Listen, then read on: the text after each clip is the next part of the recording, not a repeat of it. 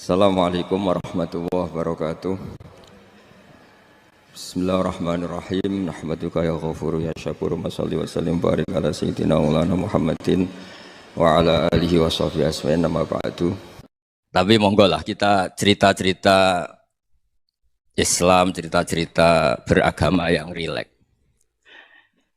Kita semua tadi seperti yang dikatakan Kadensus pernah disewani Mas Sufyan Sauri, juga beliau pernah ngaji.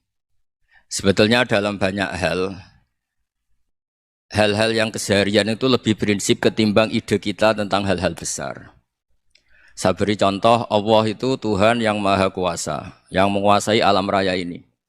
Kadang-kadang menjelaskan dirinya itu hanya Alladzi at'amahum min ju'. Saya ini Tuhan yang memberi makan kamu saat Anda lapar, saat kalian lapar. Jadi untuk beriman kepada Tuhan yang Maha Esa, kepada Allah, kamu yakin yang memberi makan kamu itu Tuhan. Apapun kecewanya Anda terhadap tetangga, terhadap negara, terhadap mertua, terhadap istri, itu kecewa Anda tidak akan mati. Tapi kalau tidak makan itu mati. Sehingga Allah mensifati dirinya kadang pakai keseharian. Alladzi at'amahum min ju'. Tuhan itu siapa? Yang memberi makan kamu ketika lapar. Tapi kamu untuk syukur itu nunggu punya istri cantik, neriman, gampang diatur, membolehkan poligami. Terus 4 istri itu neriman semua, loyal semua. Itu sombong betul. Mau syukur saja kok repotnya seperti itu. Jadi mau syukur ya ada makanan dimakan. Itu. Kalau ngantuk ya tidur. Ayatnya wa min ayatihi manamukum billaili wan nahar. Maksud ayat Allah itu tidur. Nah keangkuhan-keangkuhan ini yang menjadikan kita itu jadi repot hidup itu. Wong untuk syukur kok nunggu tadi. Mertua baik, tetangga baik, istri baik. Apa saja di sekelilingnya harus baik. Nah keinginan berlebihan ini menjadikan kita lupa ada hal-hal yang paling kita butuhkan. Yaitu oksigen. Kita boleh nempat di buminya Allah. Alladzi ja'ala lakumul ardo firasya. Bumi kamu tempati enak. Coba kalau gempa. Apa artinya istri 4 cantik semua kalau pas digoyang apa? Gempa. Apa artinya kamu jabat? Entah apa saja jabatannya. Kalau bumi likuifaksi, habis kamu. Kiai meskipun dai kondang umatnya jutaan, kalau likuifaksi di panggung hancur. Tapi nikmat-nikmat yang disebut Allah seperti kita kaji keseharian. Alladzi ja'ala lakumul ardo mahda. Allah itu yang menjadikan bumi dalulan, yang mudah diinjak. Famshu fi mana biya, silahkan pakai jalan-jalan. Jadi saya termasuk benar-benar kiai Jawa. Kalau kerennya Kiai Nusantara atau Kiai Indonesia lah. Diajari bapak saya Kiai Haji Nur Salim, diajari Mbah Maimun. Itu Islam itu keseharian. Karena ketika Anda memilih hal-hal yang serius, itu tujuan utamanya nyari ridhonya Allah. Dan ridhonya Allah bisa kamu dapatkan sesuatu yang pasti benar. Misalnya dalam sebuah hadis Sahih Muslim disebutkan, Inna Allaha la yardo anil abdi idza akalal akla fayahmadahu alaiha. Au yasroba syarba fayahmadahu alaiha. Itu redaksinya inna itu sesungguhnya. Layardo juga pakai lam taukid, juga maknanya sesungguhnya. Sungguh-sungguh Allah sangat ridho ketika seorang hamba itu makan. Makan ketika sesuap nasi dia muji Allah. Ketika minum seteguk nasi dia muji Allah. Itu kalau orang diridhoni Allah itu wali betul. Itu untuk jadi wali itu gampang. Kamu makan ridho. Kamu nginjak buminya Allah ridho seneng. Kamu hidup keseharian aman seneng. Nah ini supaya sampean kita semua lah. Kita semua ngaji betapa panduan Rasulullah untuk menggapai ridho Allah itu banyak yang keseharian sekali. Saking kesehariannya banyak dalam hadis dan itu sahih. Nabi menyebut hal-hal yang keseharian. Hatta ma tas'alu fi imra'atika. Kamu punya uang kemudian istri kamu bisa makan itu ibadah. Bahkan sebagian ibadah itu dicontohkan Nabi yang akhirnya diprotes sahabat. Yaitu wafi buti ahadikum sodakoh. Kamu menggauli istri kamu itu ya sodakoh. Sampai sahabat bilang yang benar ya Rasulullah. Ayati ahaduna syahwatahu wa huwa lahu ajrun. Masa urusan biologis, urusan syahwat kemudian dia dapat pahala. Nabi menjawab, alai salawadu'aha fi haramin akana alaihi wisrun. Bagaimana kalau dia meletakkan ke yang tidak benar itu kan dosa. Nah, hal-hal seperti ini yang saya ingin teman-teman semua lah, semua. Saya juga agak ingin ngaji demi Anda juga agak ingin. Itu dosa sekali ngaji kok pesanan kelompok tertentu itu enggak boleh. Islam itu untuk semua. Jadi Ya cuma karena di depan saya jenengan ya seakan-akan jenengan korbannya. Itu ada ilmunya dalam usul fikih itu. Jadi orang itu harus ngaji usul fikih. Nama yang disebut, mungkin Mas Sufyan masih ingat zaman ngaji usul fikih. Nama yang disebut itu tidak jaminan sebagai prioritas perintah. Jadi misalnya gini, kebetulan yang di depan Nabi itu Abu Dzar. Nabi ya bilang, ya Abu Dzarin ini uhibbuka misalnya, atau ya Mu'ad ini uhibbuka, atau ya Abu Hurairah ini uhibbuka misalnya. Banyaklah riwayat yang Nabi nyebut ya Abu Dzarin, ya Mu'ad, ya Abu Hurairah.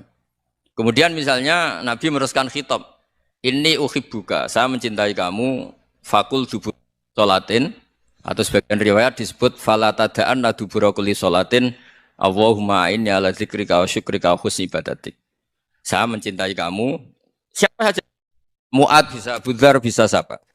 Saya mencintai kamu, mohon kalau habis sholat kamu jangan lupa wiridan Allahumma a'inni ala dzikrika wa syukrika wa husni ibadatik. Ya Allah, tolong kami permudah supaya mudah ingat engkau. Anda tidak bisa mentang-mentang, wong nama saya Parmin, nama saya Purnomo, itu yang diperintahkan Mu'ad misalnya. Jadi yang disebut satu, tapi khitab itu untuk siapa saja. Saya teruskan ya. Jadi saya mohon semua kita melakukan kebaikan itu kalau dalam kaidah fikih disebut al-yakin la yuzalu bisyak. Banyak kebaikan yang kebenarannya itu 100%. Tidak punya efek samping ke pihak lain, ke kelompok lain, ke komunitas lain. Yaitu tadi misalnya Anda makan dan itu murah sekali, hanya butuh satu piring. Setiap kunyahan kamu muji Allah, setiap minum kamu muji Allah. Itu redaksinya Rasulullah SAW disebut Allah sangat ridho ketika seorang hamba makan, kemudian dia memuji Allah. Atau minum, kemudian dia muji Allah. Logikanya gampang, negara seperti ini yang kamu harapkan bentuknya kayak apa, mertua, ipar, komunitas, tetangga. Itu nyata terjadi itu kan belum pasti. Sementara yang mesti terjadi adalah kamu butuh makan, kalau tidak mati. Butuh minum, kalau tidak mati. Butuh bumi yang nyaman ditempati, kalau tidak kita juga mati. Sebab itu Allah kalau menyebut nikmatnya itu hal-hal yang keseharian. Alladzi at'amahum min ju'. Allah itu siapa? Allah itu yang menciptakan kamu bisa makan. Tidak berlebihan, Allah itu yang menciptakan kondisi sosial itu ideal. Zaman Nabi itu ya ada orang munafik. Orang-orang pilihan Allah itu juga diuji orang sekelilingnya yang macam-macam. Semua diuji sesuai konteks zaman dan waktu. Nah, tapi ada ibadah-ibadah yang selalu disarankan Nabi. Sampai Nabi itu pernah ditanya, Ayul Islam ya khairun ya Rasulullah, Islam terbaik itu gimana? Jawaban Nabi itu unik. It'amu to'am. Islam terbaik itu ya makan-makan, santai-santai. Ketika Allah menyebut beberapa kebaikan, falak tahamal aqobah, wa ma adrokan apa? Mal aqobah. Terusannya apa? Fakku rokobah. Terusannya apa? Au it'amun fiyaumin di masubah. Ya itu acara makan-makan itu juga Islam. Kenapa? Ya bayangkan kalau tidak ada makanan, kita mati kan? Kondisi sosial tidak ideal itu Anda masih gak apa-apa. Tapi kalau Anda tidak makan, Anda tidak minum, kamu punya istri cerewet masih bisa hidup, punya mertua cerewet masih bisa hidup. Tapi kalau tidak makan bisa mati. Berarti penting mana istri sama makan? Penting mana? Makan. Semoga istri Anda dengar, nanti kamu disuruh makan tapi pulang deh. Itu kalau dibahasakan makan masih memahami. Penting mana nasi satu piring dengan istri. Enggak ada nasi mati, enggak ada istri belum mati. Penting mana? Enggak berani jawab kan? Nah, ternyata Anda ada garang kan di depan istri. Jadi saya mohonlah, mungkin Mas Sufyan Sauri tadi yang bisa bantulah. Teman-teman tuh ngaji yang keseharian saja. Karena kita nyari ridho Allah itu berdasar firman Allah. Dan firman Allah itu menyebut keseharian itu riang, gampang. Itu tadi misalnya wa min ayatihi manamukum billaili wanar. Termasuk ayat-ayat Allah itu kamu tidur. Maka dulu itu ada guyonan, ada tokoh Mu'tazilah, kelompok dalam Islam yang berpikir manusia itu bisa menentukan ikhtiarnya sendiri. Karena saya bisa duduk, duduk, ingin berdiri, berdiri. Karena kelompok ini enggak terima kalau semua kehendak Allah, nanti bagaimana kalau semua kehendak Allah kok ada hisab ya, ada sanksi. Lucunya itu dia akhirnya ini cerita ya, mencintai seorang perempuan cantik sekali. Dan itu dia menjadi ahli sunnah itu oleh hal-hal yang sepele. Karena istrinya cantik, Ya namanya suami istri itu hubungan intim. Terus ditanya, Mas, masih ingin lagi? Masih. Silahkan diulang lagi. Wah ya tidak bisa. Katanya manusia bisa menentukan yang diinginkan. Itu tobat itu. Itu nggak bisa ditobatkan Mas Sufyan Ats-Tsauri. Orang cantik yang mudah nobatkan orang itu orang cantik. Segampang itu. Akhirnya kita tahu, makanya kalau dalam kitab Hikam itu disebut al-aqil mayakul madza yaf'alu wa hubi wal ghafil mayakul madza af'al. Orang yang punya akal karena sadar ini wilayah Allah, semua milik Tuhan. Itu dia tiap hari berpikir, besok Allah akan melakukan apa terhadap dunia ini. Kamu merencanakan suatu mau plesir ternyata gempa. Mau wisata ke Rusia ternyata perang. Kamu tidak pernah tahu apa yang akan terjadi besok. Wa ma tadri nafsum madza taksibu ghada. Tapi Anda semua kita ini sering punya jadwal permanen. Makanya saya kalau diundang siapa saja, sana takdir. Yang jelas Gus ini acara penting. Ya masih acara penting nak pangeran ngersakno piye? Kok ape dadi pangeran? Kamu kok mau jadi Tuhan? Itu kadang ya kiai gitu. Penting Gus acara ini jenengan harus memastikan bisa. Loh kamu itu yang ngajarin tauhid, sesuatu itu biadillah kok bilang-bilang apa pasti. Kalau maksa terus tak tobatkan dong kamu kata saya itu. Ya kalau gitu Gus bilang insya Allah. Wah itu hati saya, fisik saya, roh saya sudah bilang insya Allah. Tidak usah kamu latih kata saya. Nah hal-hal tauhid keseharian itu gampang sebetulnya. Wal ghafil yaqulu madza af'al. Tapi orang yang lupa Allah dia setiap hari bilang besok apa? Kita bisa melakukan apa? Seakan-akan dia itu aktor, dia penting, dia subjek permanen, dia. Padahal kita ini hanya objek kehendak Allah Subhanahu wa taala. Karena kita yakin sesuatu yang terjadi di alam raya ini kita tidak bisa apa-apa. Makanya saya sering ngaji, sering bilang saya. Ketika Anda mensifati Allah, dia yang menghidupkan.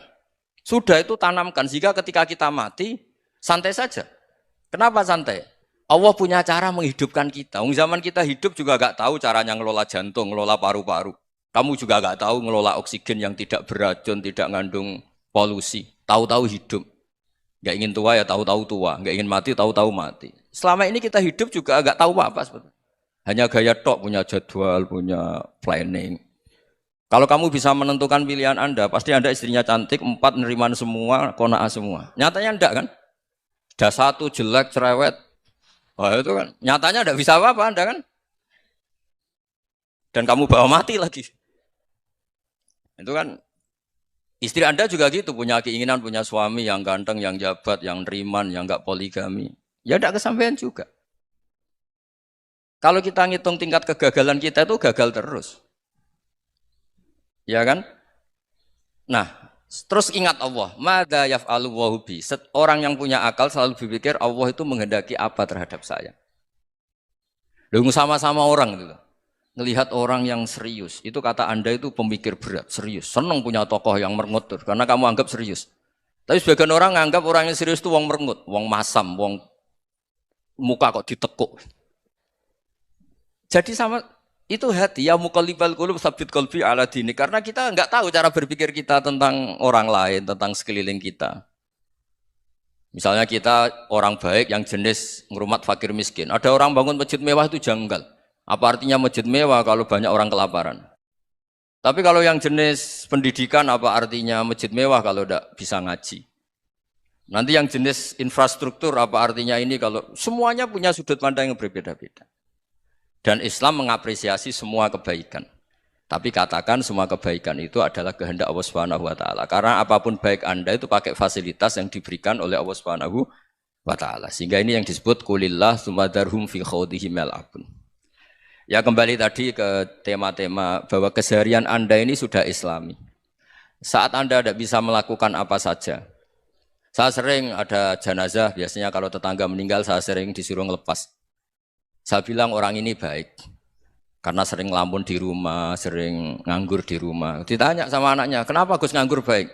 Ya kalau dia nganggur artinya juga enggak berbuat sesuatu yang maksiat kan? Ya kan? Orang nganggur di rumahnya ya enggak bunuh orang, enggak maling, enggak korupsi, ya namanya nganggur di rumah. Lah cuma istri cara pandang nganggur enggak menghasilkan uang gitu. Tapi juga enggak menghasilkan kriminal kan? Jadi sebenarnya Islam itu makanya kalau sampai ngaji usul fikih itu ada kitab usul fikih namanya Lubul Usul, itu terkenal sekali di pesantren itu. Itu kalau ngapresiasi keseharian itu luar biasa. Izma min mubahin illa wa yatahaqqaqu bihi tarku haramimma. Karena keseharian yang mubah saat Anda lakukan itu ada kehebatan yang luar biasa, yaitu meninggalkan haram. Makanya dulu banyak orang-orang alim ketemu temannya itu guyon sampai semalaman. Itu biasanya yang semangat Islam, itu kiai kok udah tahajud, kiai kok udah witir. Orang yang sedang mapan uangnya banyak, malam itu udah kelayaban itu sudah luar biasa. Melawan nafsu supaya tidak maksiat itu sudah luar biasa. Supaya lupa guyon sama temannya semalaman sampai subuh. Gejolok-gejolokan ngenang zaman miskin, zaman kuliah nggak jelas, zaman apa. Melihatnya jangan tarkut tahajud. Seperti ini meninggalkan tahajud, tapi meninggalkannya ini talkul muharramat. Jadi kayak apa hebatnya? Sehingga Imam Ghazali punya riwayat yang agak unik. Hatta takuna ibadatu akhiri hadil ummah iku an-naum. Sehingga suatu saat ibadah terbaik umat ini itu tidur. Itu kan riwayat kontroversi. Ketika Imam Ghazali ditanya, kenapa iya? Kenapa kamu mulai keluar dari rumah itu sudah banyak maksiat? Melihat perempuan yang enggak mahram, melihat fenomena. Tapi kalau kamu tidur itu enggak melihat apa-apa. Tapi juga kamu jangan nganggap tidur itu ibadah betul. Saatnya melakukan fardu ain malah masih tidur. Tapi itu sudut pandang yang menjadikan kita Islam itu gampang. Jadi saat Anda tidak bisa aktivitas apa-apa, misalnya ada beberapa orang yang lumpuh. Lumpuh itu memang nggak bisa Jumatan, nggak bisa ibadah, tapi dia juga nggak bisa maksiat. Tidur itu memang Anda saat itu tidak bisa tahajud, tidak bisa witir, tapi saat itu ada zina, ada maling, tidak gosipkan orang, tidak bully orang, tidak menanamkan kebencian, tidak hasud. Sehingga tidur menurut Allah Ta'ala wa min ayatihi manamukum billaili apa? Wanahar. Karena di tidur itu selain ada unsur istirahat, jaga kestamina, juga ada unsur meninggalkan beberapa keburukan. Nah saya mohon ibadah yang keseharian ini kita jaga. Supaya kita semua baca ayat itu fasih. Fasih itu tertanam di hati. Allah itu siapa? Alladzi at'amahum min ju'i wa amanahum min khauf. Dan Allah kalau cerita di Quran itu anna sababnal ma'a sabba tsumma syaqqaqnal ardha wa syaqqa fa ambatna fiha habba wa inaba wa qadba wa zaituna wa nakhla wa hada'iqa hulba. Kamu tahu saya ini siapa kata Allah? Saya ini adalah Tuhan yang menurunkan air, kemudian ada tanaman banyak. Habba wa inaba wa qadba, ada zaitun, ada tin, kalau orang Jawa mungkin ada tela, ada padi, ada mangga, ada pisang. Sudah. Wa inaba wa zaituna wa nakhla wa hada'iqa hulba, ada perkebunan yang lebat. Tujuannya apa? Mata Allahkum, silahkan kamu pakai, kamu nikmati. Tapi karena kadang kita ini punya ide-ide besar. Tadi untuk syukur saja nunggu punya istri riman, rumah baik, tetangga baik, komunitas baik, semuanya baik baru syukur. Lama-lama nanti ada di surga, syukurnya nunggu surga paling kelas A. Itu sudah ada yang menghuni Rasulullah, kamu nggak boleh di situ. Masa untuk syukur saja? Repotnya Masya Allah. Jadi mohonlah Quran yang kalau Anda hafalkan juz sama itu kan ada ayat-ayat yang kayak tadi. Ya, fal yang dzuril insanu ila ta'ami. Coba lihat apa yang kamu makan ya, dari mana? Dan untuk mempertahankan hidup kamu keseharian. Jadi jangan kira ibadah itu harus membentuk komunitas yang versi Anda. Ibadah itu harus hal yang mulu-mulu. Kesehariannya Anda alami.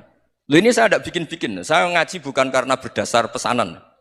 Itu ayat yang saya baca kan betul ada ayatnya kan. Fal yang dzuril insanu ila ta'ami. Anna sababnal ma'a sabba. Thumma syaqqaqnal arda syaqqa. Fa ambasna fiha habba wa inaba wa qadba wa zaituna wa nakhla wa hada'iqa khulba. Terusannya apa? Mata'al lakum, silahkan kamu nikmati. Mata itu silahkan kamu nikmati.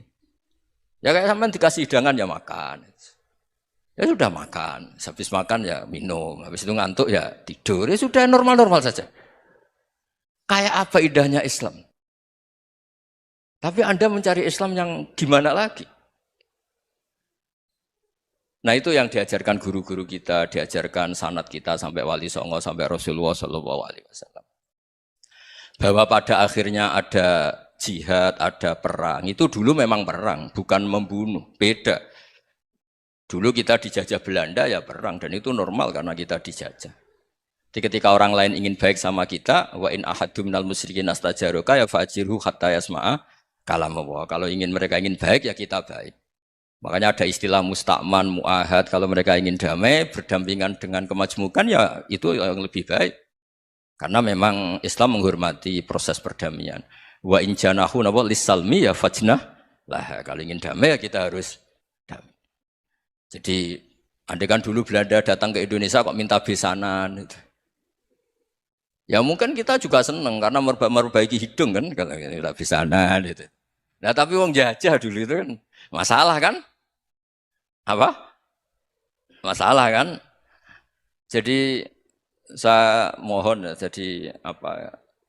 Saya tadi minta sama Bapak Kadensus kemarin juga pernah main ke saya. Jangan sering ketemu saya ini sudah uzlah, saya ini sudah mau daftar jadi resi. Saya itu kemarin di muktamar juga agak datang, acara di Jogja juga sudah. Karena memang keluarga saya dulu itu bahasa ya, bapaknya bapak saya itu enggak keluar rumah itu puluhan tahun. Memang punya adat uzlah. Ya makanya ngaji saya ngaji aja yang gampang-gampang aja, yang enggak orderan, enggak pesenan ngaji aja dulu yang gampang. Saya ikhlas, yakin betul saya ikhlas. Ikhlas itu menurut saya itu roh. Orang enggak ikhlas menurut saya itu orang aneh. Ikhlas itu gampang, sudah saya bilang. Kalau kamu yakin ilmu itu milik Allah, ngasihkan juga ikhlas itu milik Allah. Apa sih yang kamu punyai sehingga kamu tidak ikhlas? Uang milik Allah, energi kita milik Allah, bumi milik Allah. Kemudian kamu merasa memiliki. Merasa memiliki itu kalau dalam ilmu tasawuf sudah kesalahan kan. Bagaimana Anda punya? Coba tahu-tahu tanah itu kok milik Anda. Karena saya beli, saya beli dari orang, dari Zaid. Padahal yang asli punya itu Allah. Apa benar kamu pernah beli sama Allah? Zaid ini pemilik nisbi, pemilik yang enggak sebenarnya kan. Ya enggak? Yang benar-benar pemilik itu Allah. Kok kamu ngerasa itu bumi kamu itu atas nama apa? Coba. Milik kan harus beli atau dikasih. Tidak semua kan?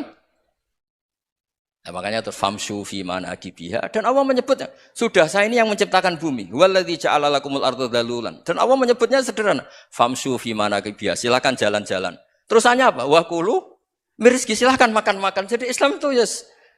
Ya, makanya kiai-kiai itu ada acara makan, sampai ada guyonan fikuli makanin makan di setiap tempat ya makan. Nggih ngoten guys, pokoknya sing gampang-gampang mawon nggih. Nggih Mas Sufyan nggih sing gampang-gampang mawon nggih. Assalamualaikum warahmatullahi wabarakatuh.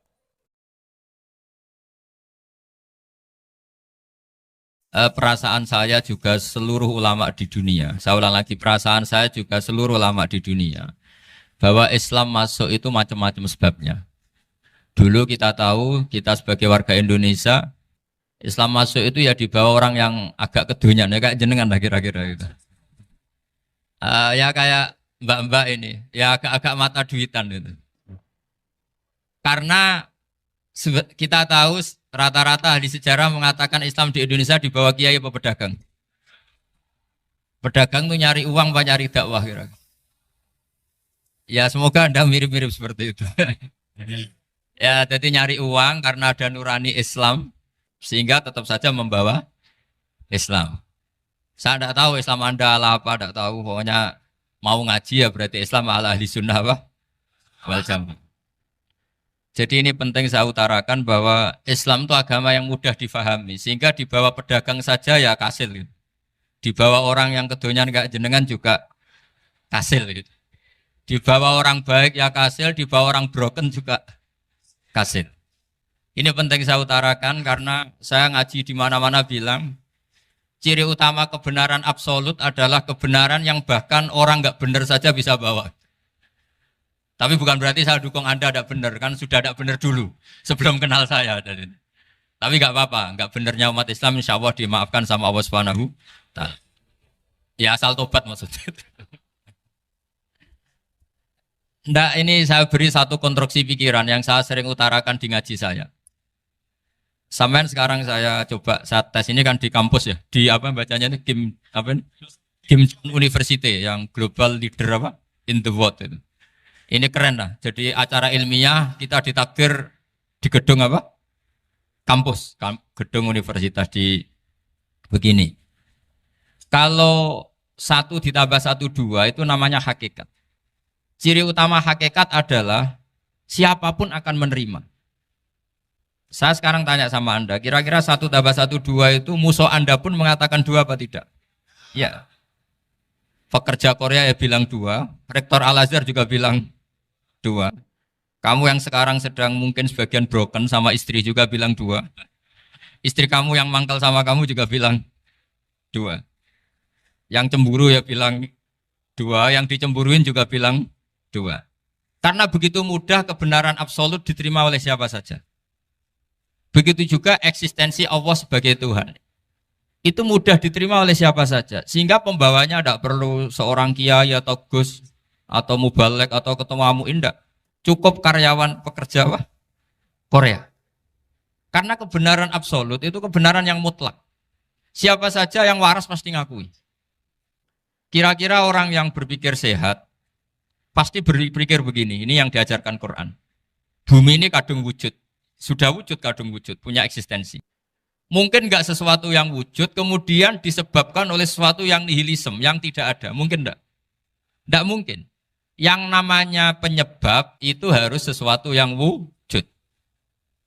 Di mana-mana penyebab itu harus punya eksistensi. Karena langit dan bumi ini kadung wujud, pasti penyebabnya adalah wujud. Karena wujud penyebab harus bersifat super. Lah bersifat super ini oleh ulama dikatakan wajibil wujud. Itu akal siapa saja akan nerima. Cuma kemudian setelah nerima itu orang macam-macam cara berpikir. Mungkin orang Jawa dulu bilang itu Sahyang Widi. Kalau orang sini mungkin bilang apa itu? Dewa atau apa ya? Enggak tahu saya itu. Karena itu yang teman sampean, enggak teman saya itu. Tapi yang jelas begini, ini konstruksi ini harus kita jaga. Nanti saya bacakan teks hadisnya. Kebenaran sejati ciri utamanya adalah ada absolutisme, ada kebenaran mutlak. Ciri utama kebenaran mutlak adalah diakui bahkan oleh siapa saja, termasuk oleh orang fasik. Orang fasik itu orang nggak benar. Misalnya ada imam masjid besar Istiqlal, ditanya 1 tambah 1 bilang apa? 2. Nanti kira-kira yang lonte juga bilang apa? 2. KPK juga bilang koruptornya yang ditangkap 2. Nah, eksistensi Allah sebagai Tuhan ini kebenaran yang absolut. Maka agama ini juga boleh diterima oleh siapa saja, termasuk oleh orang fasik, orang nggak jelas.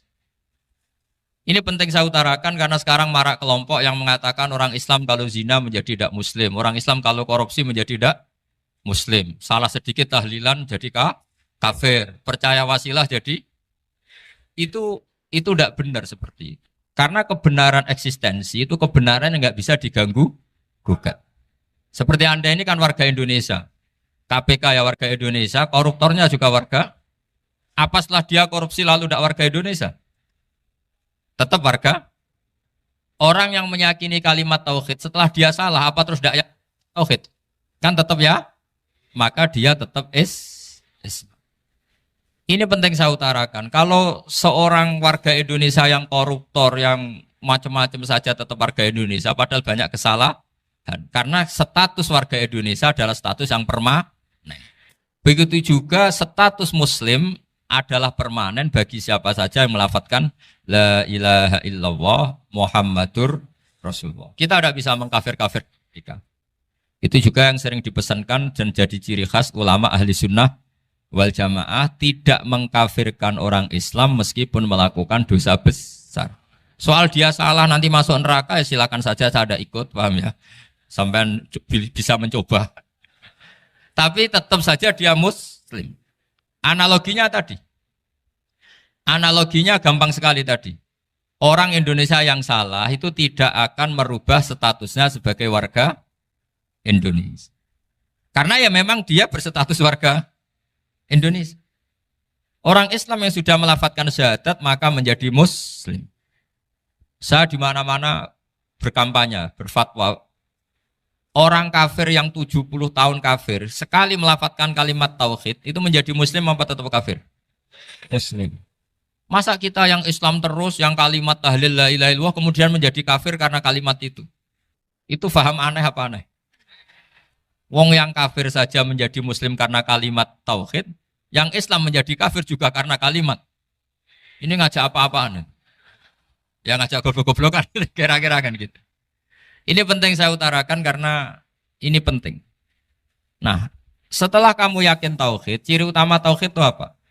Menstatuskan sesuatu sebagaimana hakikatnya. Misalnya bumi Korea, ini statusnya tetap buminya Allah. Maka dari awal saya husnudzon sekali sama Allah Subhanahu wa taala bahwa suatu saat di bumi mana saja itu ada tahlil.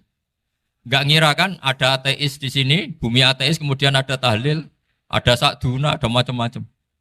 Karena kita ketika sholat, makanya saya tadi janji akan memaknai kalimat-kalimat yang sering Anda baca ketika sholat. Di sholat saat ada itidal ngendikan apa? Rabbana lakal hamdu, ayo dibaca, mil'us samawati wa mil'ul ardi wa mil'u ma syi'ta min syai'im ba'du. Sama nani secara tradisi pesantren, Rabbana do pangeran kita, laka iku kaduwe panjenengan alhamdulillah segala puji. Engkau punya segala puji. Mil'us samawati, yang pujian itu memenuhi langit. Tentu langit itu penuh dengan pujian. Semua malaikat bertasbih, bertahmid. Karena malaikat tidak ada yang kerja di pabrik, itu tasbih terus gitu. Nggak ada yang nyari uang, nggak ada yang cari won ya. Apa won ya kalau bahasa? Kalau di sini nggak kiainya aja nyari uang. Terusannya apa? Wamilul ardi, dan pujian itu memenuhi bumi. Korea termasuk bumi Allah apa enggak? Jadi saya sudah menduga suatu saat Korea itu ya penuh dengan pujian. Dan ini betul. Siapa yang ngira kalau di bumi Korea ada yang hafal lagu Sakduna itu? Itu lagu kesayangan guru kita semua, Ki Haji Maimun Zubair. Gak ada yang ngira. Siapa yang ngira kalau di sini ada ngaji seperti ini? Di Rusia juga sama. Uni Soviet itu negara ateis. Tapi lama-lama pecah karena glasnost itu dan perestroika itu. Kemudian menjadi pecahan-pecahan negara muslim. Ada Uzbekistan, Tajikistan, Ceknya. Semuanya menjadi negara apa? Muslim. Karena dari awal lakal hamdu mil'us samawati wa mil'ul ardi. Dan pujian itu pasti memenuhi langit, juga memenuhi bumi. Kalau Anda baca itu di Indonesia mungkin wajar. Di Indonesia banyak acara-acara seperti ini. Tapi kalau di Korea, ternyata benar. Dan Anda ini kalian semua termasuk pembuktian benarnya wa mil'ul ardi. Keren kan teman? Oh keren sekali, bukan sekedar keren sekali. Makanya saya jarang diundang pengajian mau tapi diundang di Korea mau. Tapi saya ada niat datang undangan, memang saya ingin datang.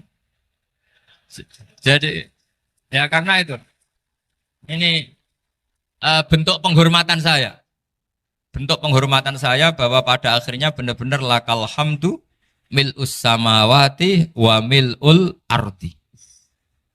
Jadi Anda tidak perlu pesimis, dulu Indonesia juga seperti itu. Banyak Buddha, Hindu, macam-macam ateisme. Kemudian berkatnya para ulama sekarang jadi negara yang mayoritas Muslim. Korea, barokahnya orang-orang kedonyan seperti ini banyak Islam itu. Enggak apa-apa. Karena sebagian agama Islam, sebagian sejarah ditulis di bawah pedagang-pedagang Gujarat. Kira-kira orang Gujarat ke Indonesia dulu yang namanya pedagang cari apa? Uang. Tapi namanya orang Islam hatinya tetap adanya tauhid. Nyari uang ya tetap sambil dakwah. Kalau yang ke Korea langsung kiai mungkin tidak seramai ini Islam. Karena kalau kiai datang langsung dicurigai jadi misionaris. Jadi ribet malah. Tapi kalau sampean nggak ada yang curiga. Namanya pekerja, pekerja saja nyari uang. Dan itu memang fakta. Cuma kadang ya sadar terus ya bagus lah seperti itu. Nggak apa-apa. Maksud saya ini saya memberi support, memberi tasjek bahwa Allah itu luar biasa. Jadi kalau ingin menyebarkan agamanya macam-macam. Kadang kiai tidak bisa mengislamkan orang, itu anak-anak mahasiswa pacaran, itu banyak yang pacarnya itu masuk Islam. Tapi sampean jangan bilang pacaran halal, ya tidak pernah halal. Tapi Allah kalau menghendaki memberi hidayah itu jalannya macam-macam. Ada yang lewat kerja, coba yang bayangkan ada tahlilan di Korea itu semua kiai tidak pernah bayangkan. Tapi setelah banyak pekerja di sini, kemudian mereka insaf atau sedang insaf, tidak tahu ini. Sampai kapan insafnya juga tidak tahu. Tapi yang jelas ini hebat. Ini apa? Hebat. Tahu-tahu ya seperti ini. Makanya iman saja Rabbana lakal hamdu mil'us samawati wa mil'ul ardi. Masih ditambahi wa mil'u ma syi'ta min syai'im ba'du.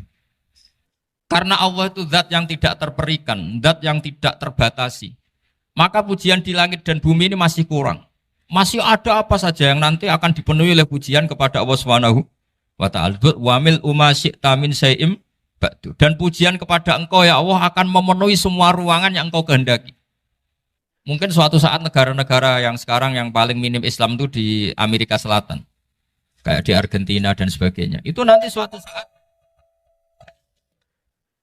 nanti suatu saat juga penuh dengan pujian karena tetap Rabbana lakal hamdu mil'us samawati wa mil'ul ardi wa mil'u ma syi'ta min syai'in ba'd.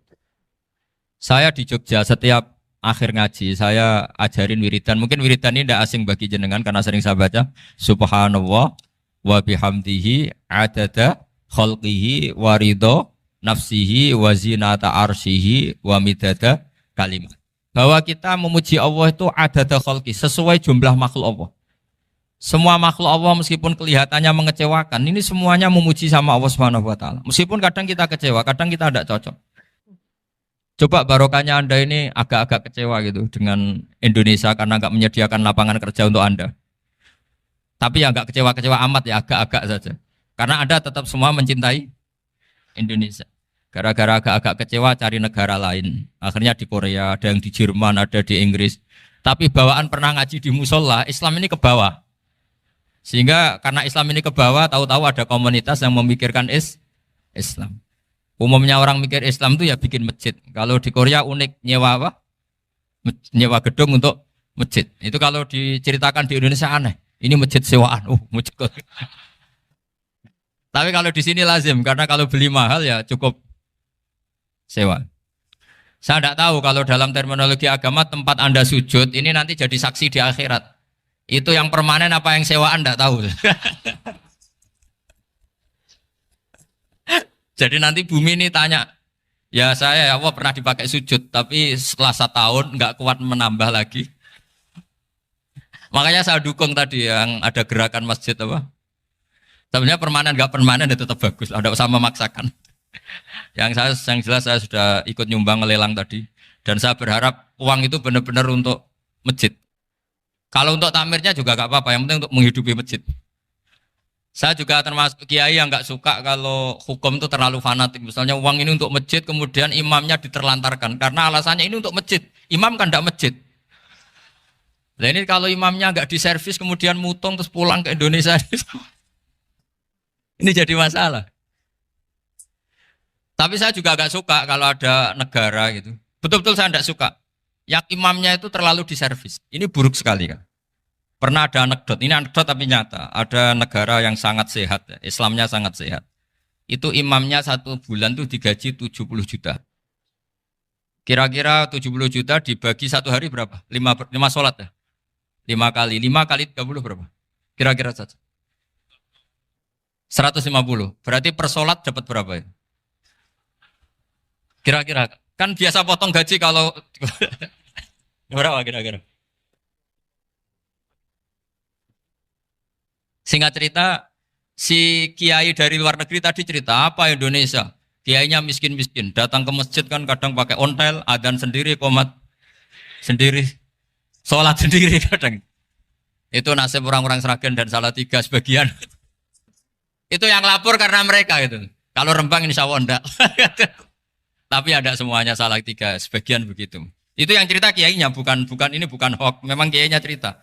Nasib kiai di Salatiga Gus katanya.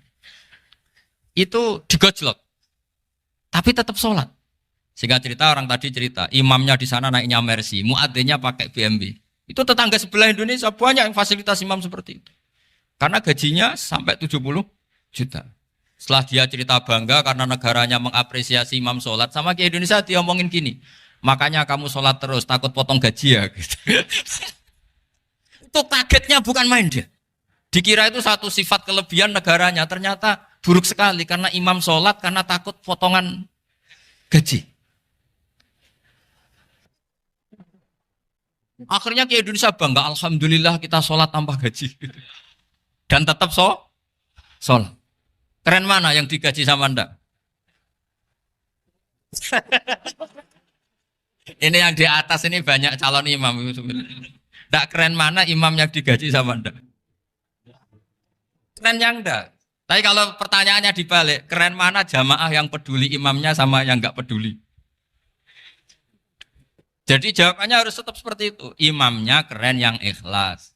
Tapi jamaahnya keren yang peduli imamnya. Jelas ini ya fatwa saya ya. Gimana? Imamnya baik yang ikhlas. Tapi jamaahnya baik yang peduli nasibnya. Tapi sekali imam dari awal enggak ikhlas itu harus di PHK. Itu bahaya bagi agama kalau awalnya sudah ada ikhlas. Karena nanti setelah habis subuh terus dihitung. Wong setahu saya sholat terus kok kenapa gajinya tinggal segini? Ya, setahu saya sholat terus kok gajinya tinggal segini. Terus nanti takmirnya bilang, kemarin duhur Pak Yai tidak ngimamin. Kemarin asar tidak ngimamin. Terus dihitung. Bisa enggak agama akan berjalan seperti itu? Enggak kan? Ya makanya pertanyaannya tadi, suka atau punya imam ikhlas? Suka. Tapi imamnya juga suka kalau jamaahnya peduli. Ini penting. Jadi saya mensupport Anda, mensupport kalian semua bahwa agama ini akan diurus oleh Allah Subhanahu wa taala. Makanya Sayyidina Umar radhiyallahu anhu kalau disuruh mikir agama itu tidak mau. Enggak mau betul. Ketika Umar jadi khalifah itu puncak keemasan masa Islam. Semuanya stabil, semuanya hebat. Sampai Irak, Iran zaman itu Persia masih. Semuanya Mesir. Itu semuanya ikut Islam. Ketika Islam pada puncaknya, yang dikhawatirkan oleh masyarakat adalah begini. Lalu setelah Umar itu bagaimana? Islam setelah dipimpin orang yang tangguh, yang kuat, yang waroi, yang zuhud. Lalu setelah Umar itu gimana? Tapi Umar disuruh mikir gak mau. Sampai setiap Abdullah bin Umar jalan-jalan di kampung-kampung itu abahnya dianggap pecundang. Tahu sampean pecundang? Orang yang gak tanggung jawab. Karena orang-orang bilang gini, ya Abdullah bin Umar, bagaimana pendapat Anda kalau ada penggembala kambing di tengah hutan atau di tengah padang rumput, kemudian dia ninggal gelanggang kambingnya. Kamu anggap penggembala ini gimana? Oh itu penggembala yang dolim itu. Pasti kalau kambing ditinggal ya kacau. Apalagi nih ummatu Rasulullah Shallallahu Alaihi Wasallam. Ini abah kamu tidak pernah wasiat, tidak pernah ngatur suksesi. Lalu Islam setelah dia bagaimana? Suruh dia ngomong penggantinya siapa? Karena beliau sudah sepuh harus ada suksesi. Akhirnya Abdullah bin Umar lapor ke Umar. Ini gimana bah orang mengkomplain begini, begini, begini.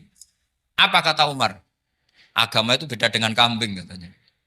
Agama itu milik Allah Subhanahu. Mbok saya pikir, tidak saya pikir tetap jalan. Nah ini terbukti. Jangan ulama ya ndak, mufti ya ndak, tapi bisa menjalankan agama. Kalau agama sampean pikir malah rusak. Sudah pokoknya lakukan saja, tidak usah dipikir. Akhirnya betul. Karena agama ini milik Allah. Soal kita serius memikirkannya itu karena khidmah. Karena kita ingin berbakti pada agama. Tapi Anda tidak boleh berpikir kalau agama ini butuh pemikiran Anda. Beda loh ya. Kita khidmah agama serius karena kita ingin mengkhidmai agama. Tapi agama ini tidak pernah butuh kita. Karena agama ini akan diurus oleh Allah Subhanahu. Coba pas sampean kecil, orang jilbaban di Indonesia itu banyak apa banyak sekarang? Banyak sekarang. Kiainya mutu orang dulu apa mutu orang sekarang? Tapi perkembangan Islam itu ramai sekarang apa ramai dulu? Ramai sekarang. Islam menyebar di seluruh dunia itu zaman Wali Songo, zaman sampean keren mana? Keren sekarang. Kualitas solehnya sampean sama Wali Songo? Wali Songo. Ini betul. Karena agama ini diurus oleh Allah Subhanahu wa taala. Maka kata Sayyidina Umar, agama ini innallaha ta'ala yahfadzu dinah. Innallaha ta'ala la yudhi'u khilafatahu waladina. Allah itu tidak akan menyia-nyiakan agamanya. Ini terbukti. Agama ini pernah dipimpin orang terbaik di dunia, yaitu Rasulullah Shallallahu Alaihi Wasallam. Ketika beliau intakola ila rofiqil ala, ketika beliau pindah ke alam sana, diteruskan oleh sahabat yang tentu jauh di bawah Rasulullah. Diteruskan tabiin, diteruskan para wali songo, diteruskan sang sampean yang jauh di bawah wali songo. Sejauh-jauhnya. Tapi agama jalan sampai Korea. Agama jalan sampai apa? Dulu Wali Songo itu hanya sampai Mojokerto, sampai Tulungagung. Di bawah sampean, Kelayaban sampai mana ini? Korea. Coba kalau Allah tidak ngurus, nggak bisa. Yang gerakkan hatinya sampean peduli sama masjid siapa? Allah Subhanahu wa taala. Yang menggerakkan hati sampean peduli sama agama siapa? Tapi yang menggerakkan sampean ke Korea apa? Uang kan?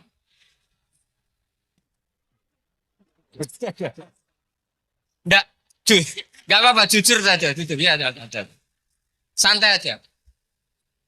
Ini bagian dari keramatnya jenengan. Niatnya agak bener tapi dibenerin Allah di sini. Dari awal niatnya kan uang, uang, uang gitu. Tapi setelah di Korea dibenerin Allah. Mbok ingat agama gitu. Keren kan? Makanya yang syukur sama Allah Subhanahu wa taala. Yang bisa hanya Allah taala. Makanya dalam dunia kiai selalu baca apa? Alhamdulillah alladzi hadana li hadza wa ma kunna linahtadiya laula an hadana Allah. Alhamdulillah kita diberi hidayat seperti ini. Kalau tidak Allah tidak bisa. Sudah mata duitan, kadang istri ngomel, mertua tidak percaya. Sudah setengah-setengah broken gini di saya tahu sampai ke Korea itu karena broken pas saking sayangnya keluarga. Potensinya hanya dua. Dibela-belain kerja demi keluarga atau agak broken maka ke sini. Tapi apapun potensi itu tetap baik. Itu takdir sudah, itu takdir tidak usah dibicarakan. Semua itu apa? Karena orang kalau sedang rukun ya tidak mau tukaran, kalau sedang tukaran ya tidak mau rukun. Itu sudah semuanya takdir. Kata bapak saya dulu kalau ada orang mau jualan tanah, Pak Yai tanah saya mau saya jual. Ini gimana padahal ini tanah warisan. Kata bapak, nak waya adol ya adol. Memang ini saatnya jual ya jual saja. Nanti kalau kaya saatnya beli ya beli saja. Karena kalau sudah saatnya jual mau beli ya nggak mungkin kan? Mau memang saatnya jual. Kalau sudah kaya kan nggak mungkin jual tanah. Saatnya beli. Maka semoga masalah di keluarga sampean ya masalah musiman. Maksudnya yang tukarannya ini musiman. Yang rukunnya permanen. Jangan tukarannya permanen, rukunnya musiman. Setelah melihat yang lebih cantik, katut babon. Nggak tahu. Nah ini semoga katut masjid ini bagian dari kafaroh sampean itu. Jadi kafaroh kesalahan-kesalahan di sampean. Ini penting saya utarakan karena agama itu beda. Agama ini diurus oleh Allah Subhanahu. Jadi kita mengerahkan pemikiran itu bukan karena kita akan menyelamatkan agama ini, tidak. Agama ini diselamatkan oleh Allah Subhanahu wa taala. Coba kayak apa Uni Soviet kuatnya itu. Mengkooptasi supaya orang semuanya ateis, semuanya komunis. Itu 100 tahun Uni Soviet begitu. Tapi orang-orang Uzbek, Ceknya, Tajikistan tetap mengajari anak-anaknya tauhid. Itu ada yang cerita itu sampai mengajarkan tauhid itu di bawah tanah, di basement. Tapi Allah menghendaki Rusia itu Uni Soviet jatuh. Ketika jatuh, negara-negara ini langsung menjadi negara Islam, yaitu Uzbek, Tajikistan, Ceknya. Mungkin nggak mereka langsung menjadi negara Islam, andai kan saat menjadi Uni Soviet benar-benar menjadi ateis. Nggak mungkin kan? Karena saat dikooptasi Uni Soviet, akidah mereka tetap tauhid. Cuma nggak berani muncul. Artinya apa? Uni Soviet nggak bisa menghabisi Islam. Kurang kerennya Uni Soviet zaman itu. Bisa nggak menghabisi Islam? Nggak bisa. Donald Trump dulu termasuk Islamfobia. Tapi setelah dia anti-Islam, malah orang Amerika demo supaya memperhatikan Islam. Nggak bisa. Makanya Korea pun tidak bisa menghabisi Islam. Kalau sampean menghabisi Islam sendiri bisa. Karena terus gak mau sholat, gak mau zakat itu sampai. Tapi sampean toh yang Islamnya habis, Islam tetap baik-baik saja. Makanya ini penting saya utarakan supaya kamu pede bahwa agama ini pernah dibawa orang yang pedagang. Ya soal ada sebagian pendakwah yang ikhlas ya banyak, tapi sejarah yang gampang kita lihat adalah Islam itu dibawa oleh apa? Pedagang Gujarat, pedagang India. Enggak apa-apa, sejarah itu meskipun sebagian menentang enggak apa-apa, tapi sejarah itu tetap ada. Pasti sebagiannya memang seperti itu. Dan itu enggak masalah. Saya ulang lagi, itu enggak masalah. Coba dulu pemain bola kalau di Inggris itu kalau mau sholat susahnya bukan main. Apalagi kalau mau puasa. Kalau di sini kerja puasa katanya mati lu kalau apa? Puasa. Kalau mau sholat katanya dicari mana ini berhalanya kok. Kata orang-orang ateis kan gitu, dicarikan patungnya. Kali ini sholat kok gak ada patungnya, ini gimana ini. Ya ngalamin gitu. Tapi Allah Maha Kuasa. Banyak investor mana itu, Dubai atau Qatar, yang tertarik investasi di dunia bola. Kayak Sulaiman Al-Fahim, makanya beli Manchester City. Itu sekarang pelatihnya negara orang sholat gak berani, bahkan di tengah stadion dibangunkan masjid. Kalau sampai daftar jadi muadzin bisa. Apa nyanyi Sakduna di sana juga bisa. Dulu Aljazair bencinya bukan main. Apa Perancis sama orang Islam itu bencinya bukan main. Barokahnya Zidane pemain bola dan juara dunia. Terus Zidane turunan Aljazair. Akhirnya orang Perancis itu mencintai Islam, itu barokahnya sepak bola. Allah punya sekian cara untuk mengenalkan Islam. Di Prancis dikenalkan lewat pemain sepak bola. Nah di Korea ini yang agak unik, dikenalkan lewat pecinta wol. Saya jamin ini tidak apa-apa, sudah tidak apa-apa, sudah aman, pokoknya aman. Jamin aman. Pokoknya alhamdulillahilladzi hadana lihada wa ma kunna linahtadiya laula an hadana. Karena agama ini dibawa oleh Allah Subhanahu wa taala, yang menjaga juga Allah Subhanahu wa taala. Sama tidak usah khawatir. Kalau ada kelompok tertentu yang mengkhawatirkan Islam, sekarang Islam bahaya gini-gini, itu kurang rojak, itu kurang optimis itu. Harapannya sama Allah tipis, harus ngaji lagi. Agama ini limangka nayarjuwa hawal yaumal akhir. Agama ini bagi yang terus-menerus berpengharapan kepada Allah Subhanahu wa taala. Agama ini limangka nayarjuwa, coba bahasa Arabnya roja yarju rojaan. Maknanya harapan. Jadi agama ini bagi yang selalu berpengharapan, bukan yang pesimis, bukan yang hati kecil, apalagi yang tukang putus asa. Coba agama ini begitu luar biasa dibawa orang yang macam-macam. Tadi di Perancis itu dibawa oleh pemain apa? Bola. Ada masjid di Inggris itu ya dibawa mahasiswa-mahasiswa itu yang dulu sebagian yang nggak pernah ngaji, setelah di Inggris bikin komunitas pengajian. Di Korea dibawa di pecinta apa? Tapi lama-lama cinta Tuhan. Karena ya memang sebenarnya sudah cinta Tuhan. Cuma ya cara cinta ini nunggu punya uang Ya sudah, alhamdulillah seperti ini sudah luar biasa sudah. Insya Allah diterima oleh Allah Subhanahu wa taala. Saya selalu berharap semoga ini tetap satu bukti bahwa Allah itu harus kita sembah di mana-mana. Karena tadi Allah akan selalu Rabbana lakal hamdu mil'us samawati wa mil'ul ardi wa mil'u ma syi'ta min syai'in ba'du. Bahwa pujian kepada Allah akan selalu memenuhi langit dan memenuhi bumi. Bumi Korea termasuk buminya Allah. Makanya pegangan yang saya minta sama pengurus untuk di-share adalah Dawi Rasulullah Shallallahu Alaihi Wasallam. Mungkin nanti panitia harus menge-share itu. Ini Musnad Ahmad, riwayat dari Imam Ahmad. Al-Bilad bila dua. Sudah punya? Nanti di-share ya yang gitu. Al-Biladu bila dua. Bahwa negara hakikatnya adalah negara Allah. Wal ibad ibadullah. Semua hamba hakikatnya adalah hamba. Di hadis itu fahaitsuma asabta khairan fa'akim. Kapan saja kamu menemukan kebaikan di tempat Anda berdomisili, fa'akim, kamu enggak apa-apa di situ. Kamu di sini dapat uang, dapat masjid, sewa masjid. Enggak tahu sewa apa permanen, pokoknya itu bagus gitu. Buminya dirayu. Bumi meskipun ini enggak permanen, tapi tetap jadi saksi loh ya. Harus ada kompromi ini. Karena kalau dengar orang Indonesia jadi aneh, masjid kok nyewoi. Tapi aneh di Indonesia, ada aneh di sini, sampean tenang saja. Tentu malaikat pencatat di sini juga sudah tahu kalau sebagian masjid itu sewaan. Jadi ya ada eskal-eskal amat lah, sudah. Enggak janggal-janggal amat karena kondisional Jadi saya nanti minta panitia supaya mengeser tadi hadis riwayat siapa? Imam Ahmad bin Hambal yang diriwayatkan oleh salah satu minal asroh al-mubasyarina bil jannah yaitu Zubair bin Awam. Nabi ngendikan al-biladu biladullah, negara mana saja adalah negara Allah. Wal ibad ibadullah, semua hamba adalah hambanya Allah. Fahaitsuma asabta khairan, di mana saja kamu mendapatkan kebaikan, fa'akim, kamu tidak apa-apa berdomisili di situ. Ya saya mohon ini penting sekali, pokoknya saya mohon kalimat tauhid ini dijaga. Karena kalimat tauhid ini kata semua ulama, kasyajaratin thayyibatin asluha tsabitu wa far'uha fis sama. Dan kalimat tauhid ini pasti tu'ti ukulaha kullahinim bi'izni rabbiha. Kalimat tauhid yang dibawa umat Islam seluruh dunia. Meskipun dia orang fasik, orang enggak benar, tetap tu'ti ukulaha kullahinim bi'izni rabbiha. Kalimat ini akan membawa berkah bagi orang yang dihinggapi atau didomisili umat Islam. Coba sebagian nanti orang Korea menjadi muslim itu karena di sini ada komunitas pekerja muslim, kemudian menyisakan atharul Islam. Jejak-jejak Islam. Enggak apa-apa. Pasti kalimat ini tu'ti ukulaha kullahinim bi'izni rabbiha. Jadi kalimat tauhid adalah kalimat yang kata Allah tu'ti ukulaha kullahinim bi'izni rabbiha. Anda tidak usah khawatir. Bahwa apa yang Anda lakukan apapun kecilnya akan ditulis oleh Allah Subhanahu wa taala. Kata Allah wa naktubu ma qaddamu wa atharahum. Gimana di surat Yasin itu? Inna nahnu nuhyil mauta wa naktubu ma qaddamu wa atharahum.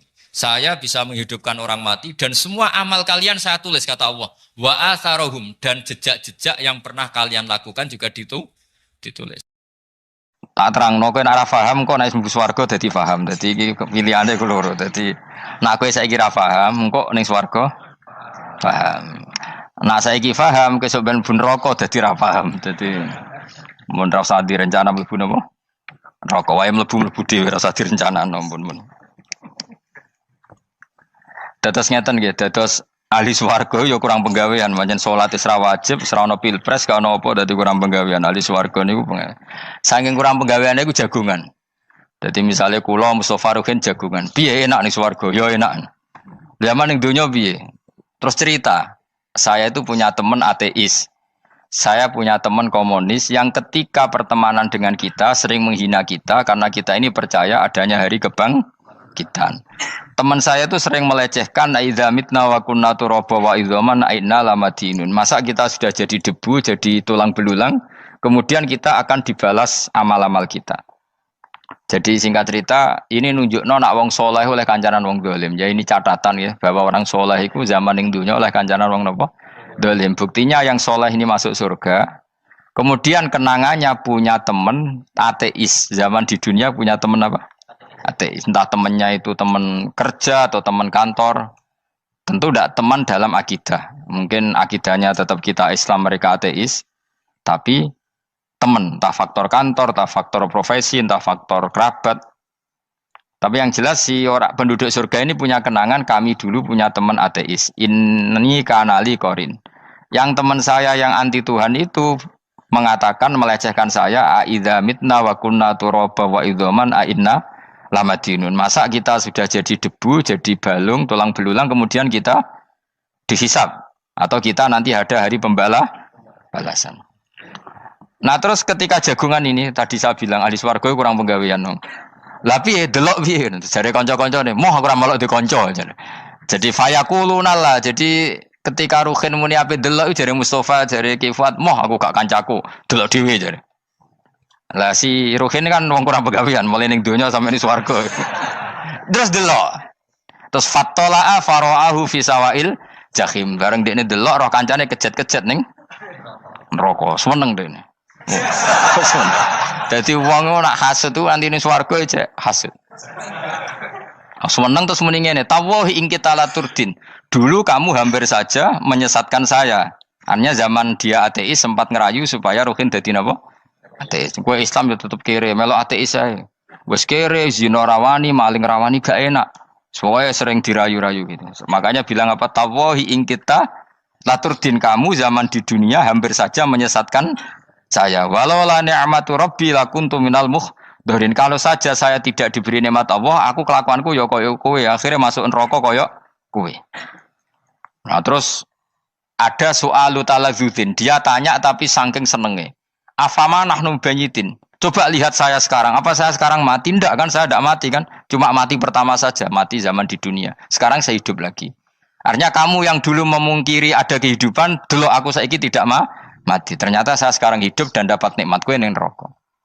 Dadi ku nunjukno sunnahe manusa iku ora puas nek ora ngalahno musuhe. Nganti ning swarga iku ora lega nah. Dadi manusa iku hasudnya itu terlembagakan sampai akhirat.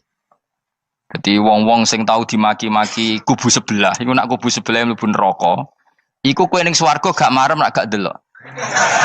Dadi hasud iku ya seru no.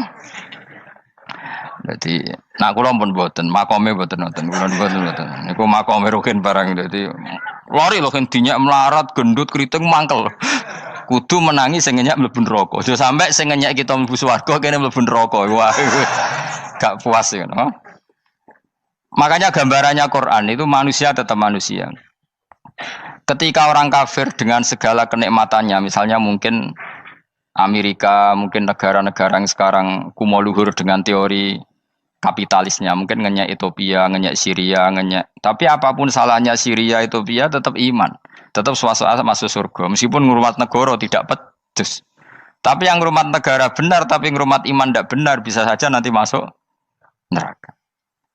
Itu makanya kita problem di dunia kan gitu. Makanya saya mohon, nah, umat Islam itu tidak perlu menjawab kritikan itu. Dari awal kita nanti enaknya itu di surga. Kali di dunia kita pasti salah. Ngelola negara raiso. Banyak negara Islam sing carut, napa? Marut. Ngurus bojo raiso. Banyak santri sing pegatan. Ngurus anak yo ora iso, anak yo dubuling kok bapak. Kita ini kan ngurus yayasan yo ora iso. Kan semua yang berbau Islam mesti carut marut. Karena ya apa ya, dari awal kita ini mah enggak serius ngurus dunia. Kok serius piye nyimpen duit wedi dosa ana hisab. Ape riba rentenir wedi dosa. Wape ngatur dunia nemen-nemen wedi dosa. Allahu al-mudabbir sing ngatur kok melo ngatur barang. Wah, akhirnya karena wedi dosa terus goblok. Sebagian goblok klasik, sebagian keterusan. Nah, sing repot sing keterusan sampai asli lah iku terus kombinasi napa?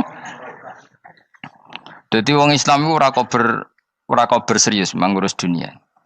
Kadang punya pemimpin fasik lah ben ngono bae-baean dunia. Jadi ribet wong Islam. Akhirnya kita ini dihina wa idza marru bihim yatakhamazun wa idza qalabu ila ahlihim qalabu fakihin wa idza ra'ahum qalu innaha ula inapa ladallun. Orang-orang kafir itu kalau melewati orang Islam pasti ngenyek. Urip nyatane ngono, ngelola negara enggak bisa, ngelola keluarga enggak bisa. Nah, nanti kalau kita di surga itu kata Allah fal yaumal ladzina amanu minal kufari yadhakun. Nanti di surga orang-orang iman gantian menertawakan orang-orang kafir.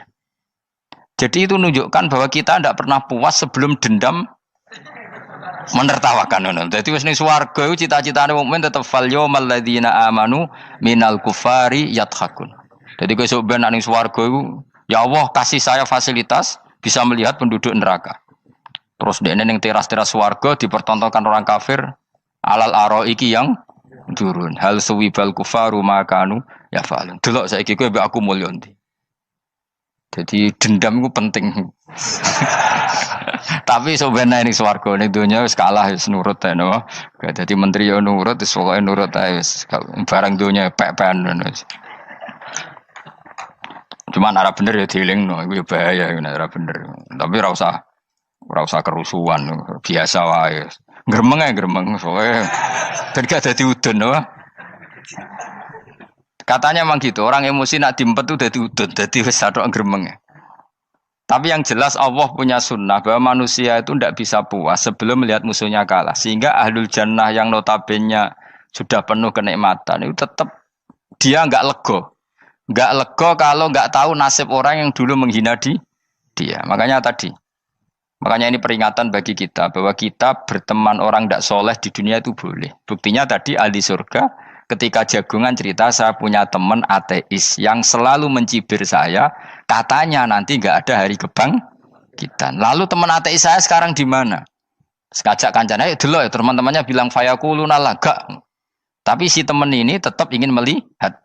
Setelah dilihat ternyata itu di neraka. Terus melakukan dialek tadi. Apa yang kamu katakan salah. Kamu mengatakan setelah mati akhir urusan salah. Ternyata saya sekarang tidak mati. Afama nahnu bimai itin illa mutatanabuna. Jadi saya mohon sekali teman-teman yang hafal Quran itu harus hafal sampai seperti saya ini sehingga tahu duduk perkara ini Quran itu kayak apa. Maca Quran tok ibadah wis suwe nang maca Quran ibadah. Tapi ndak paham wong khawarit sing tukang mateni wong ya hafal Quran. Iku gara-gara ra paham iku akhire kewaco. Nah kandhani ku angel. Sing kandhani kudu aku. Nah sing kandhani Mustafa padu merapal kan. Sing ngandani kudu aku. Mbok yo wong ku mikir to. Apa gunane misalnya ki apal Pancasila. Tapi ra iso nglakoni napa? Pancasila. Ngapal tok keadilan sosial bagi seluruh pejabat. Antok ngomong ngono jelas timbang muni bagi seluruh rakyat Indonesia aja boleh. Quran juga gitu. Kita ini manusia punya watak dendam. Tapi dendam ini dikelola oleh Islam. Dendamnya mending swarga wae. Ning donya ben, ning donya mesti dilu. Tenan betul. Orang-orang mukmin itu sampai belum lega kalau belum ketemu orang yang pernah mencibir. Yaitu tadi qala qailu minhum inni kanali qarin. Saya punya teman yang ketika di dunia selalu mencibir saya, inna kalaminal musaddiqina idza mitta wa kunna turaba wa idzaman aina lamadun. Teman saya itu selalu mencibir. Masa kamu percaya hari kebangkitan? Kita nanti kan sudah jadi tanah, jadi tulang belulang, masa bangun lagi? Yang benar saja kamu. Nah orang-orang yang mencibir ini kan sakit. Orang dicibir itu kan, nah sakitnya itu terbawa sampai surga. Tapi nak kamu bener ora kok berdendam melane. Jadi dendam itu anane ning swarga, nak ning neraka ora kok berdendam. Dianjuti malaikat oleh dendam piye. Tapi bareng ning swarga happy-happy iku piye? Kancamu dhisik sapa wae. Ora kanca partai maksudnya kanca gitu. Ya dadi sok nang swarga musa-musamu delok. Jebule swargane sak dhuwurmu. Lan aja geman musa ya aku demen isin besok ben. De musuh jebule swargane. Ndi musuhku sing wane aku delok. Terus jare kancamu teko, aku ning dhuwurmu.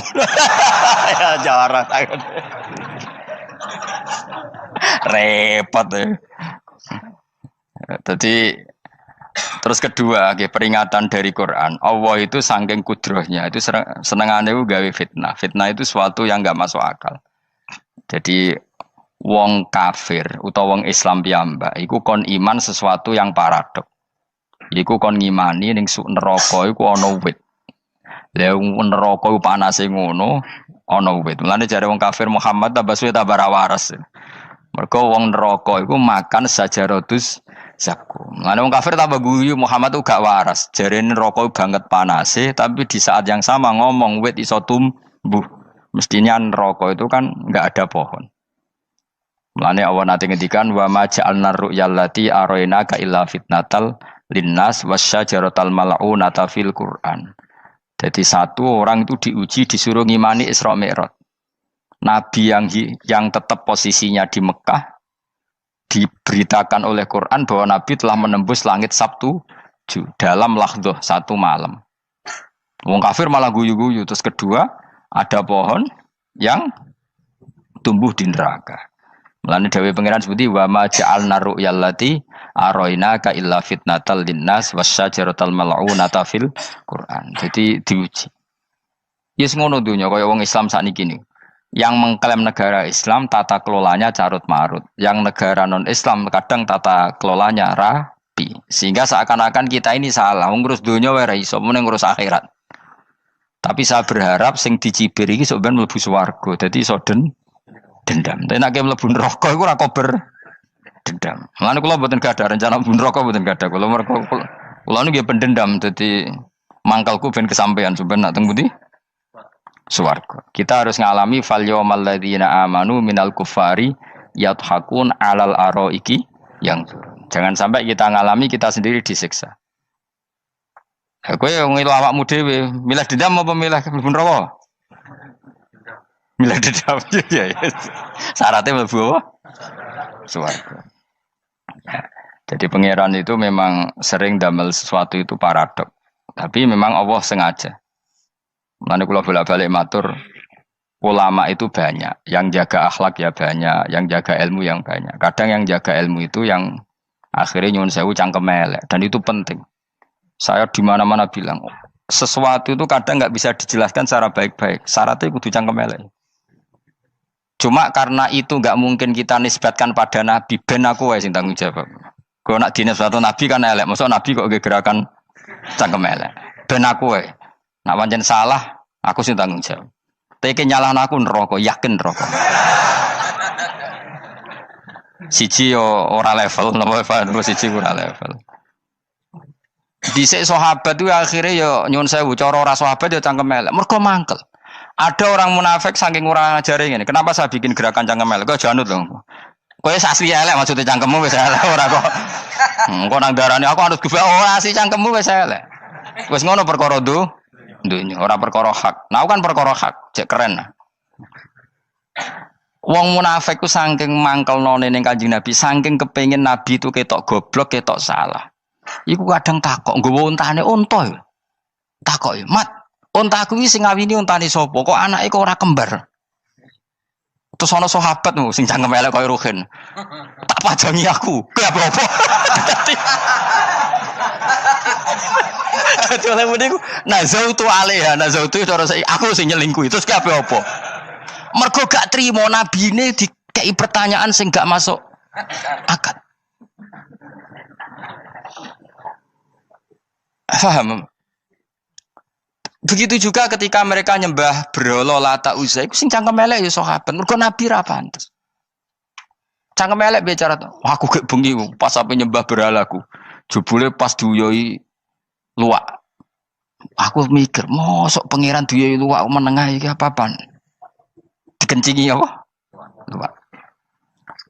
Ada lagi orang Bedui, orang munafik tanya, Muhammad, idda'aita annaka utiyal wahya. Kamu tuh mengklaim kamu dapat wahyu. Sekarang unta saya hilang. Lalu posisi unta saya di mana? Kamu idda'aital ghaib. Kamu mengklaim tahu barang ghaib. Sekarang unta saya di mana? Sahabat akhirnya kecangkeman, tak colong apa-apa pokoknya. Gamane. Pokoke butuhe mangkel lo, padha mangkel lo nih. Mergo gak trimo nabine nggo pertanyaan-pertanyaan yang tidak mendidik, yang menyudutkan. Sing paling parah mau nazautu alaiha. Ya aku sing nyelunggi wae apa-apa.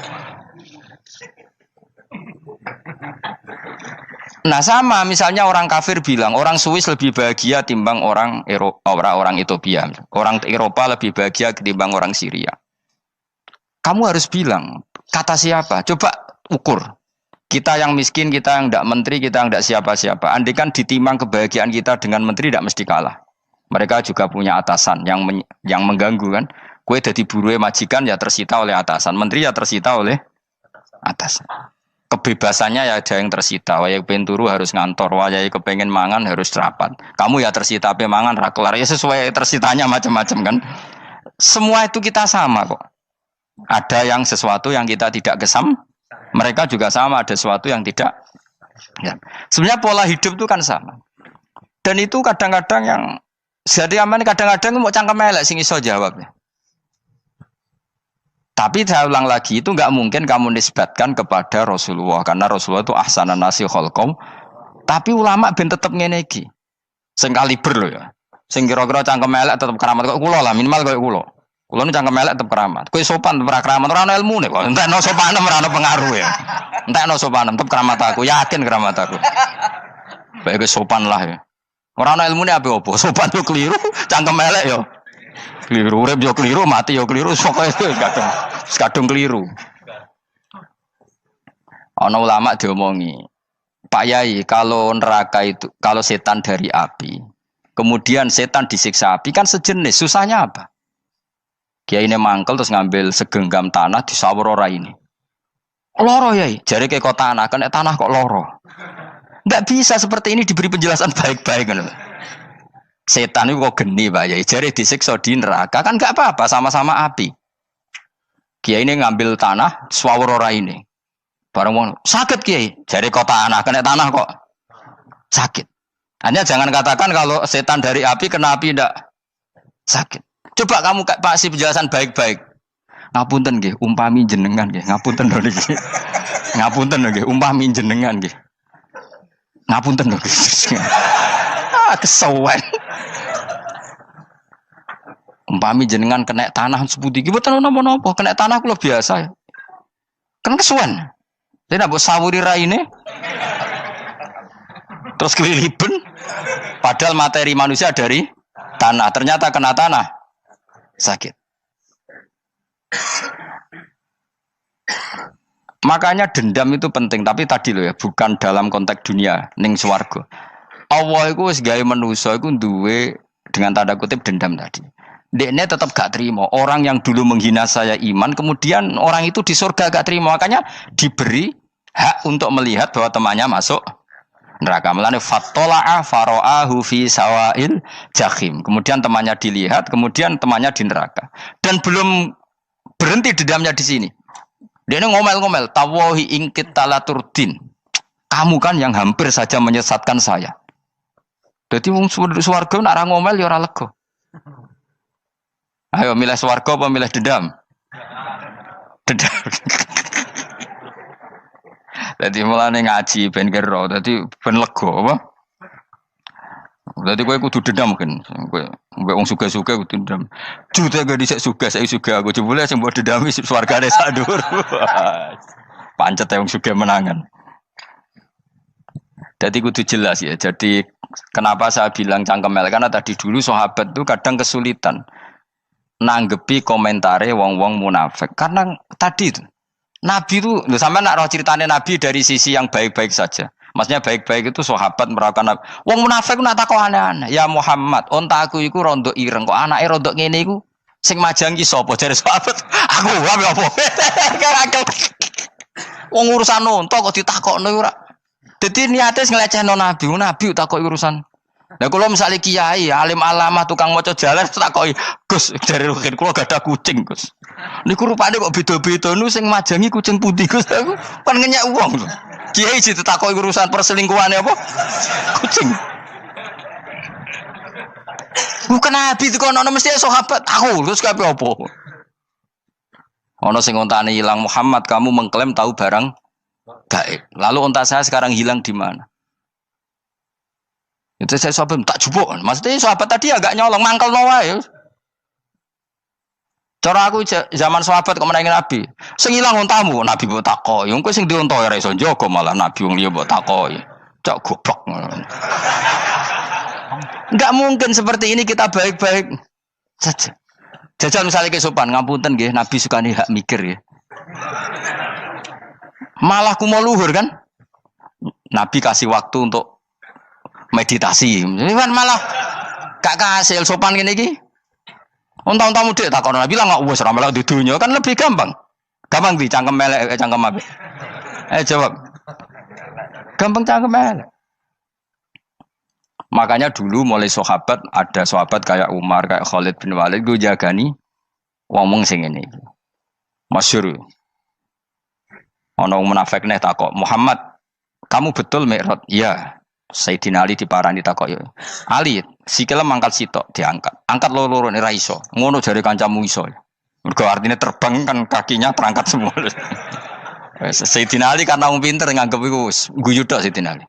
Bareng takok Umar, kan dekne kepengen mengalahkan Nabi dan mengalahkan Ali. Terakhir ning Umar. "Mar, kowe iso ngangkat sikilem sitok." "Ta ini, pekno pedang mbek Umar." "Kewani iki." Ngono ku wis ra iso diadepi api-apian. Kok Umar wis ngerti iki ora kena diterangno mbek akal. Makanya saya punya rencana, umpama aku menangi Nabi, itu sangat melek. Nabi ra usah ben tetap ahsana nasi kholqom. Nabi kita selamatkan supaya tetap steril. Masyhur kan, jadi ada orang Yahudi itu membawa kambing mati kan. Wedhus lu mati. "Ya Muhammad, kambing yang mati ini yang bunuh siapa?" Karena Nabi orang tauhid ya Allah. Yang bunuh kambing mati itu Allah. Agamamu ini aneh Muhammad. Yang dibunuh Allah langsung orisinil haram, yang lewat tangan-tangan jahil manusia halal. Itu sing disebut wa kadzalika ja'alna likulli nabiyyin aduwan syayatinal insi wal jin yuhi ba'dhum la ba'din zukhrufal qauli ghurur. Coba cara aku menangi Nabi. Kan nak cara medis kan jelas ya, kan tentu sehat yang disembelih karena darahnya keluar. Tapi mereka ngomong wong orisinil dibunuh wong langsung kok malah haram, yang dibunuh manusia. Ini aneh mata agama. Cara aku menangi zaman Nabi, yo no pangan dhewe ngono kowe sing gampang dikira-kira. Tapi ora aja Nabi lho sing ngendikan, kowe wae sing penggemar Nabi. Kancang kemelek pantes selain bakat yo ora bakal dadi nabi wis. Ya kowe nak muni halal yo pangan tekno. Kan dekne muni halal kan? Ya wis entekno. Ben do mangan apa, Badang. Tapi Nabi kan gak mungkin ngendikan seperti. Tapi sahabatnya dong ngendikan gitu. Mergo ya mangkel ngadepi. Jadi kadang-kadang orang itu gak bisa dikasih penjelasan secara apa? Baik-baik. Ya tapi tadi saya ulang lagi, kita kudu tetap nyelametno Kanjeng Nabi. Yes, mulane ulama itu keras masalah bab ngadepi wong fasik itu keras. Masyhur Sidina Ali nanti debat be orang ateis. "Ali, kowe sare terkenal sahabat Nabi paling cerdas. Umpama kowe wis mbok rewangi salat, mbok rewangi poso, kemudian sok ben mati ra ono apa-apa. Terus kowe rugi, mbok rewangi salat, mbok rewangi poso, mbok rewangi takwa, ternyata nanti di akhirat ndak ada apa-apa. Lan aku kan enak ning donya, gak tahu salat, gak tahu poso, jadi nanti kalau gak ada apa-apa kan gak masalah. Aku di dunia gak pernah kebebanan aturan-aturan syariat. Masyhur dawuh Sayyidina Ali. "Ingka nama taqulu sidqan atau haqqan takhallasta wa takhallasna. Wa ingka nama aqulu haqqan takhallasna wa ahlakta." Siapa lo dhewe? Jika yang kamu katakan benar, yang lolos tidak hanya kamu, saya pun lolos. Jika nanti di akhirat gak ada hisab, memang yang selamat kowe tok, aku lah yo. Selamat dong, bodoh-bodoh ra ono hisab. Ingka nama taqulu haqqan faqad takhallasta wa takhallasna. Jika yang kamu katakan benar, enggak ada hisab, maka kamu selamat, saya pun selamat rumangsamu. Tapi jika yang saya katakan benar, takhallasna wa ahlakta, saya selamat kowe rusak. Niku muga ora sidina Ali cangkem elek tapi, muga ora sidina Ali. Muga sing ngomong Ruhin misal. Kan cangkem elek. Karena orang seperti itu ora iso mbok terangno api-apian. Di kampunten nggih mengke delok mengke. Lho delok mengke kesuwen li. Kowe nek mati wae SMS aku malah do ndindi ngomongnya. Maka jawab Sayyidina Ali, jika yang kamu katakan benar, yang selamat tidak hanya kamu, saya pun selamat karena tidak ada apa? Hisab. Tapi jika yang saya katakan benar, maka takhallasna wa ahlakta, saya selamat, kamu rusak. Mulane cara kula wong Islam kudu yakin mlebu swarga. Senajan to pun rokok sik. Saya berkali-kali bilang, kita pun nuruti khawatir. Sebenarnya sholat kita potensi gak diterima Allah karena ada ikhlas. Puasa kita juga gitu. Tapi masalahnya kubu sebelah darani siapapun mati itu masuk swarga. Lan aku kalah iklan iso kalah. Lan aku kampanye paling gampang ngaji swarga, ngaji ra paham yo swarga, go kitab ngalor ngidul yo swarga, modus gaya-gayanan yo swarga. Ngaji mergo mangkel bojo yo swarga. Ngaji nglalekno utang yo swarga. Oh, apa kubu sebelah wae swarga terus bosok kene sing iman kok. Swarga. Soal akhir ki mlebu neraka tak kandhani wis enteni sik sabar. Pada akhirnya tetap masuk swarga. Pada akhirnya kapan? 10.000 tahun apa ya ora. Ayo ora kepengin orang nglakoni kok. Jadi ini penting ya. Jadi kita harus terbiasa berpikir secara tadi ya. Sarohku sahabat ulama itu nak ngadepi wong fasik itu akhirnya cangkem elek. Mergo kadang penjelasan lebih gampang. Cuma tadi saya ulang lagi, Nabi harus kita selamatkan. Sajane Nabi Ibrahim yang podo parah. Jadi ketika beliau mematahkan semua berhala yang kecil kan kapaknya dikalungkan berhala yang bareng ditakoi. Him siapa yang melakukan itu? Ya takono sing nggo kapak, ora nggo kapak. Jare ketuane wong kafir, utekem lho him wong karwan berhala ora bukan nakoki, ora karwan iso ngomong, bukan nakoki. Lah utekem ning ndi karwan ora ngomong mbok sembah. Berhubung Nabi Ibrahim darane ngendikan, lah sing nyora aku. Lah yo muga iku ora nabi, iku cangkem elek ta cangkem apik. Muga ora nabi lho. Mergo Nabi Ibrahim diutek-utek, utekem lho, mu karwan berhala watu kok kon nako. Jare Ibrahim utekem tak kok karwan watu kok mbok sembah. Iso diterangno api-apian. Ngapunten nggih. Ngapunten sanget niki niku. Kesuwen yakin kesuwen. Lah cuma ke mari siko nabi ku ya iku netok sing cangkem elek iku. Tapi ora demi hak, demi hadun. Nah lha iku sing mari elek. Apa logikanya? Saiki musuh dhisik musuh saiki gabung kuwi barang-barang donya kok mbok soal. Nyoalu barang akhirat itu keren apa? Apa susahe ning donya nggo sujud, apa susahe ning donya nggo ibadah iku keren. Nyoal kok trimo. Dhisik musuhan kok saiki rukun ben donya kok mbok soal ben wis jegeman santriku di sini aku. Ciri utama wong apik nyebalano barang dunya, tapi nek akhirat seri. Kayak aku mestine paten soalku wis ngaji jalalan kok gak dadi wali ku maksudnya piye? Tak ulang mulai 2005 kok ora alim-alim maksud. Tapi kita wari jawaban tawaduk. Ya tak wari jawaban apa? Karena kita ndak ingin nyaingi guru apalagi melangkahi. Ya tak warai ya. Jadi sajane kula saged alim Gus, tapi mboten sae nglangkahi guru. Mulane kula nyuwun pangeran tetep bodho. Kersane tetep sopan, tidak nglangkahi. Setuju ya? Dadi soalnya enggak takoki. 2005 lho kan 2005. Berarti pirang tahun? 14 tahun. Tak takoki dadi mubalek yo ora, khotib yo ora. Krungu kabar Ruhin Wali yo ora. Nuruti kecewa. Tapi setelah ada jawaban tawaduk ya soleh. Memang enggak baik, murid nyalip guru itu enggak baik. Ya ora apik, ora iso ya ora ros pokoke. Jelas gitu. Terus niki bukti orang soleh itu boleh berteman orang macam-macam. Bernya ini ahlul jannah bercerita dulu punya teman ateis. Jelas gitu. Yang teman itu mengingkari adanya hari kebang, tapi nyatanya orang soleh ini tetap masuk surga. Artinya apa? Pertemanan di dunia sama orang ateis ini tidak menghalangi dia masuk surga. Tentu ya sebatas pertemanan. Ora konco golek demenan iku ora jenenge konco iku. Maksudnya berteman mungkin satu kantor atau ditakdir tetangga atau ditakdir apa.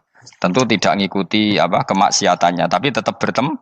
Karena istilahnya ini kanali korin, saya punya teman sohibun yungkirul ba'sa, saya punya teman yang mengingkari hari kebangkitan, yang teman itu setiap kali ketemu saya mencibir saya, inna kalaminal musad dikin aidza mitna wa kunna turaba wa idzaman inna lamadi madinun. Teman saya itu selalu mencibir, masa kita nanti dibangkitkan lagi padahal kita sudah jadi debu dan jadi tulang belulang.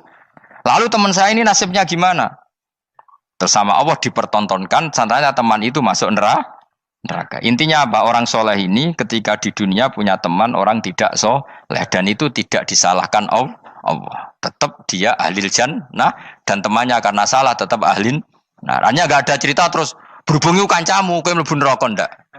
Makanya kita rileks saja di Indonesia. Kancanan tonggo macam-macam tenang aja. Sementing alaikum anfusakum la yadurrukum man dhalla idza tadaitum. Yang penting jaga diri kamu sendiri, dan setelah diri kamu terjaga tidak masalah orang sekeliling kamu sesat. Ya ayyuhalladzina amanu alaikum anfusakum la yadurrukum man dhalla idza tadaitum. Jaga diri kamu, kualitas hidayat kamu jaga, kualitas kebaikan kamu jaga.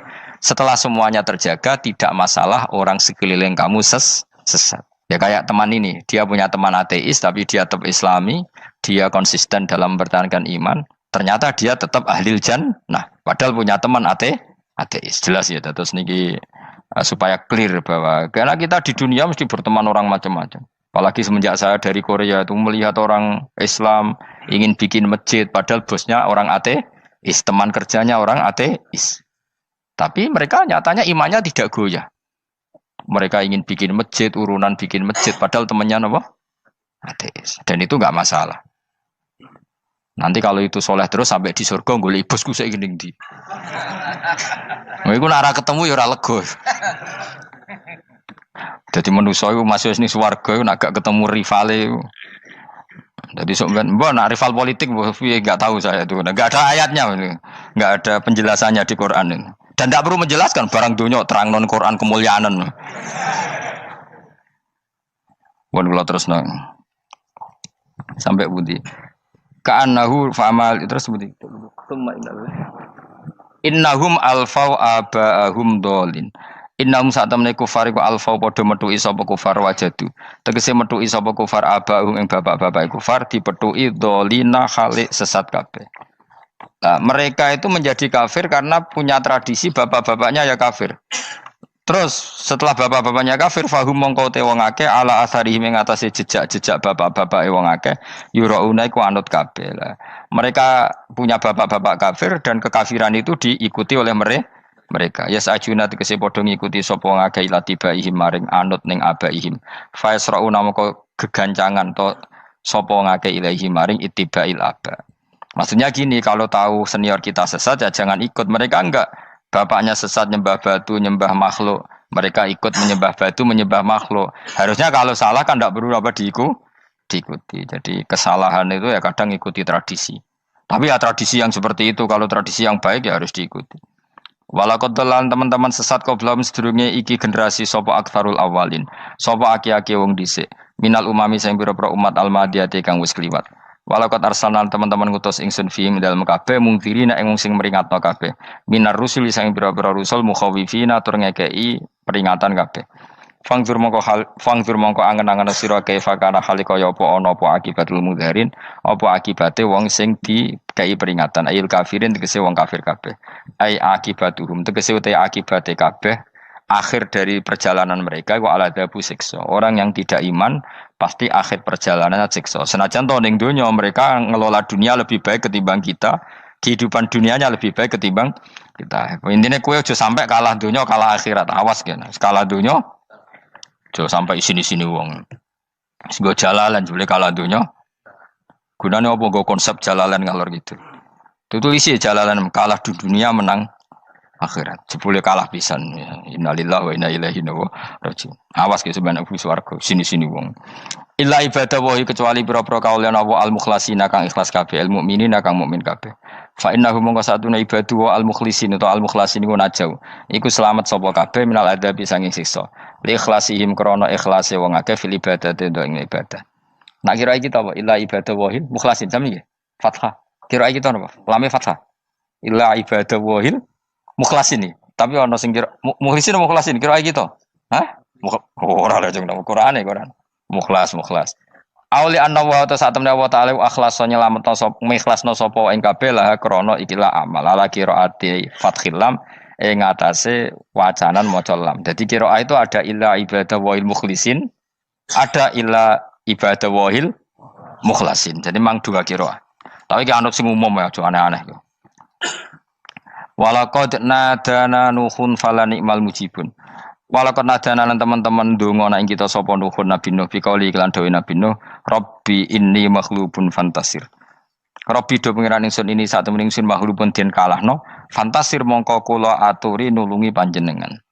Fala ni'mal mujibun, mongko iku banget nikmate sapa al mujibun, sapa zat sing nyembadani lagu maring Nuh nahnu te kita. Aida'ana ala qaumi. Maksudnya Nabi Nuh ketika tertekan oleh kaumnya, kemudian Nabi Nuh berdoa kepada saya. Dan saya kata Allah fala ni'mal mujibun, zat terbaik yang memberi terkabulnya doa itu fala ni'mal mujibun. Ya Nuh berdoa kepada saya kata Allah, dan saya kata Allah adalah zat terbaik yang bisa mengabulkan doa. Itu jenenge apa? Fala ni'mal mujibun. Eda ana tekse ndonga sapa Nuh ing kita ala qaumihi ing atase kaum Nabi Nuh fa ahlaknahum mongko ngrusak ingsun ing kaum Nabi Nuh bil ghoroqi kelawan tenggelam. Jadi kowe nak mangkel mbek wong-wong sing ora iman iku pilihane iku kowe parek pangeran. Nak parek pangeran nak sing ora iman dikalahno pangeran. Kowe ora usah dadi ekstremis, malah ribet dhewe. Pasrahno napa pangeran. Lah nek ora wali ora mandi-mandi, ora mandi ya wis. Sementing kowe ning donya bernegara secara sehat, gak perlu dadi napa? Teroris, gak perlu dadi napa ekstremis. Karena Nabi Nuh ketika mangkel mbek kaume, Nabi Nuh ngebom mereka apa matur pangeran? Matur pangeran, kemudian pangeran sendiri yang ngambil napa tindakan. Kowe yo ngono mbek musuh-musuhmu sing hasud mbek kowe. Tapi ya mbah konang pangeran malah bela kono. Lah kadang musuhmu luwih bener timbang kono ya. Timbang kowe. Kono kerja keras sugih. Terus duweni kowe sekere turu. Terus mbok pasutno jebule pangeran bener. Kok kowe pemalas. Kono bekerja keras. Ya mbah nak ngono.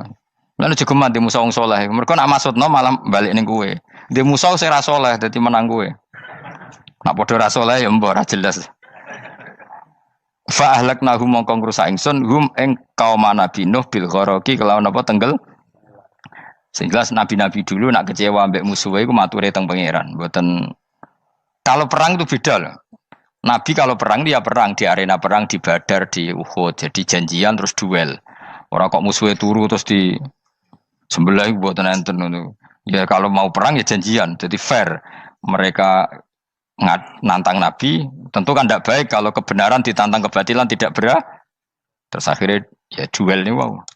Tidak. Yang jelas perang itu tidak sepihak. Makanya bahasa Arabnya takotul, saling perang. Jadi wazan kalau dalam nahwu itu dalam sorof itu qatala itu wazannya musyarakah. Musyarakah itu saling merang, saling nyerang. Jadi enggak boleh sepihak. Makanya janjian oke, mau iduna badrun. Perjanjian kita ketemu di apa? Badar terus ketemu. Ora kok limbe-limbenan niku mboten. Memang tarung. Jadi keren. Sing kalah ya keren, sing menang ya keren. Mergo corong Jawa wani adep. Mboten nyulik niku mboten. Sehingga disebut muqatalah atau napa kital. Masdarnya itu qatala yuqatilu muqatalatan. Malah latihan sorab lah jong. Karena syarat mufassir itu harus ahli napa? Sorab. Wa najinahu lan nyelametno ingsun ing Nabi Nuh wa alahu lan keluargane Nabi minal karfil azim saking banjir sing gedhe. Ail gharqi tegese selamat sangka tenggelam. Wa ja'alna lan gawe ingsun zuriyata yang anak turun Nabi Nuhum al-bakin. Fanasu mongko te manusa kuluhum sakabeh nasikum minasli sanging turun Nabi Nuh alaihis salam. Makanya jenengan yang syukur. Jadi turunan yang sekarang itu sudah steril. Saya ulang lagi. Kamu ini sudah turunan yang steril. Tidak ada bapak yang kafir. Yo kowe kabeh sing ngaji Jalalain. Kowe kabeh. Ini mbah-mbah kamu sudah apa? Steril. Karena manusia pertama Nabi Adam, terus Nabi Adam seterusnya itu masih ada yang kafir macam-macam. Era Nabi Nuh ini bapak kedua. sing kafir tenggelam kabeh, terus ada orang 80 semuanya mukmin. Makanya kita-kita yang sekarang itu istilahnya Allah dzurriyyataman hamalna ma'nuh. Kita ini turunan orang yang diangkat di perahunya Nabi Nuh. Makanya manusia pertama dari Nabi Adam, terus itu masih macam-macam. Era setelah Nabi Nuh sudah steril, enggak ada lagi yang apa? Kafir.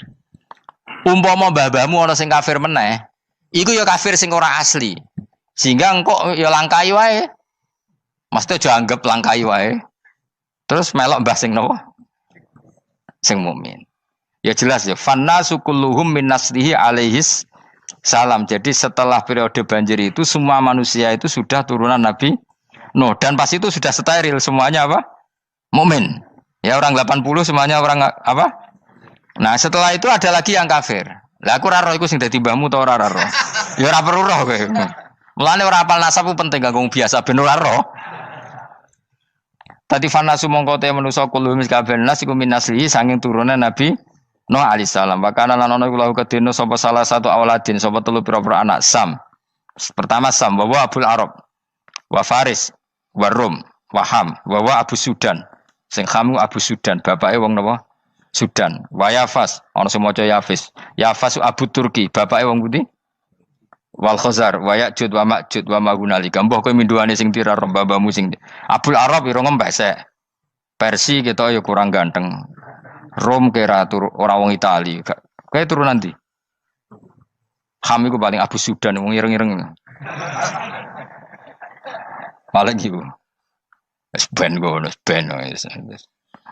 Wa tarakna alaihi fil akhirin. Wa tarakna lan nyisano ingsun apa koina tegese nyisano ingsun ali ngatasin Nuh tak sisano sanaan khalid dadi pangaleman hasanan kang apik fil akhirin ing dalem periode-periode sing akhir minal anbiya sing pira-pira nabi wal umami lan pira-pira umat ila yaumil kiamat itu maka maring dina kiamat. Nuh jejak-jejak kebaikannya akan saya maklumatkan kebaikannya sampai ila yaumil kiamat. Mulane ra ono barokah kados ngaji jenengan kudu syukur ngaji. Misalnya Nabi Nuh dititahno Allah akan dipuji ila yaumil kiamat. Yang muji siapa kalau enggak kita-kita ini? Barokahnya ngaji, kita tahu kehebatan Nabi Nuh, kita tahu sejarahnya Nabi. Berarti yang muji Nabi Nuh siapa? Ya kita-kita ini yang ngaji. Andai kan tidak ada yang ngaji, orang tahu enggak tentang Nuh? Enggak tahu kan?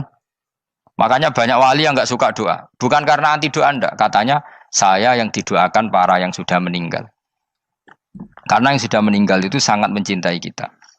Lan kula itu termasuk ulama sing jarang ndonga. Nggih ndonga tapi juarang banget. Ora koyo kowe men ndonga ora tau mandi.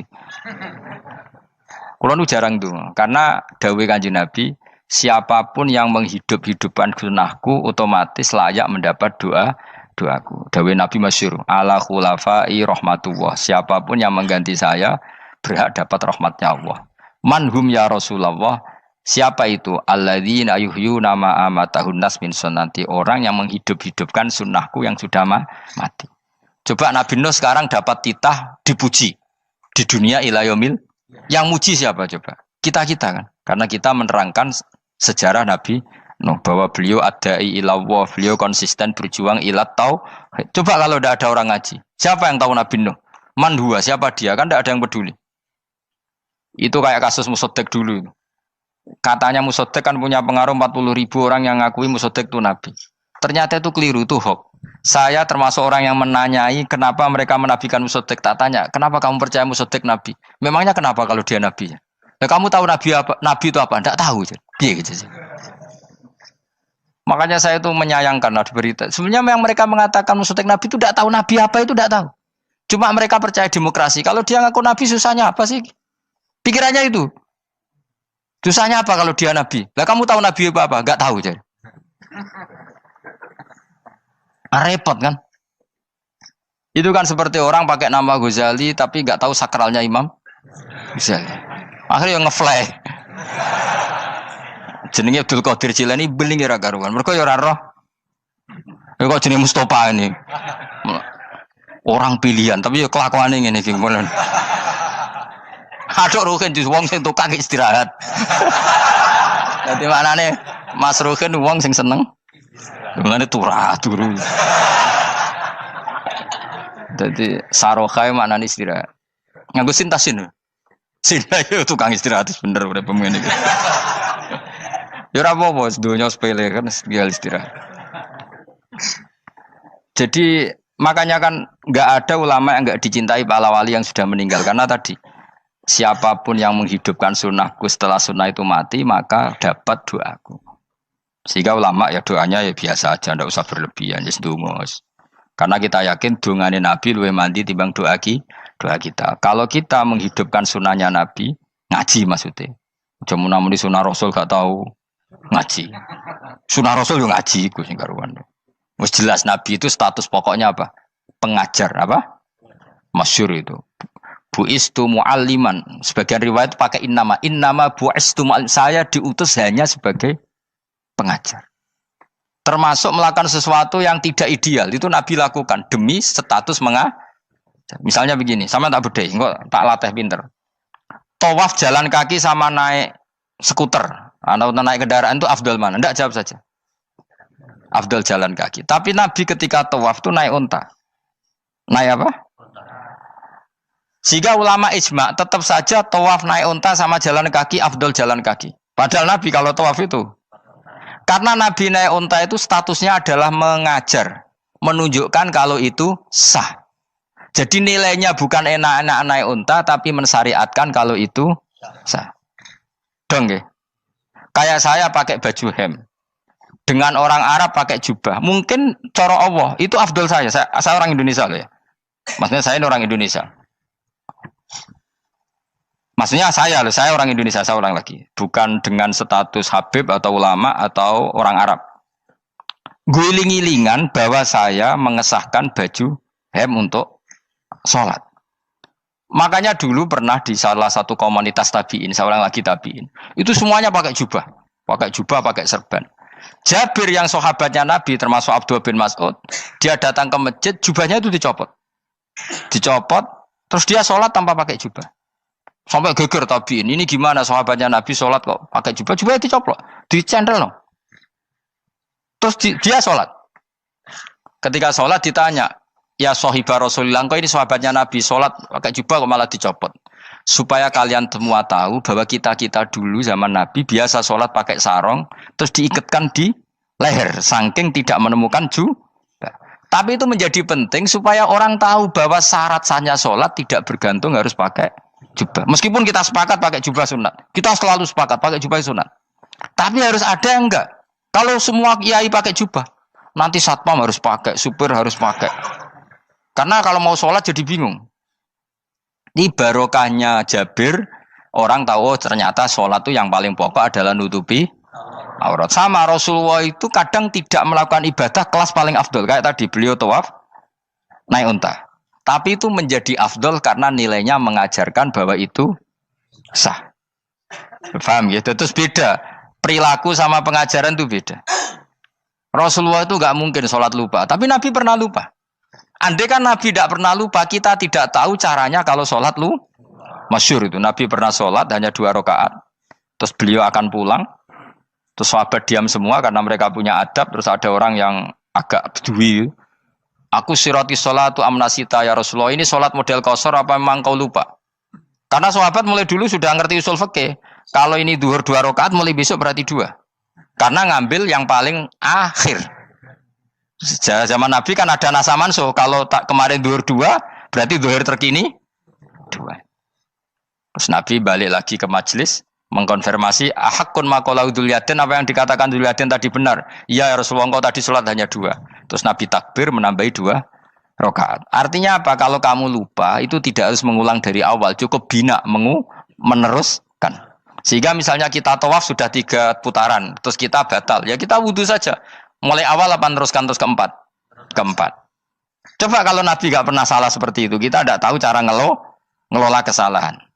Ya misalnya kamu tawaf, terus batal. Kamu wudu, nambah keempat apa mulai dari awal? Nambah keempat. Karena setiap seperti itu, bana alama fa'ala, harus meneruskan. Bukan andai kan Nabi tidak pernah melakukan itu, kita tidak tahu caranya.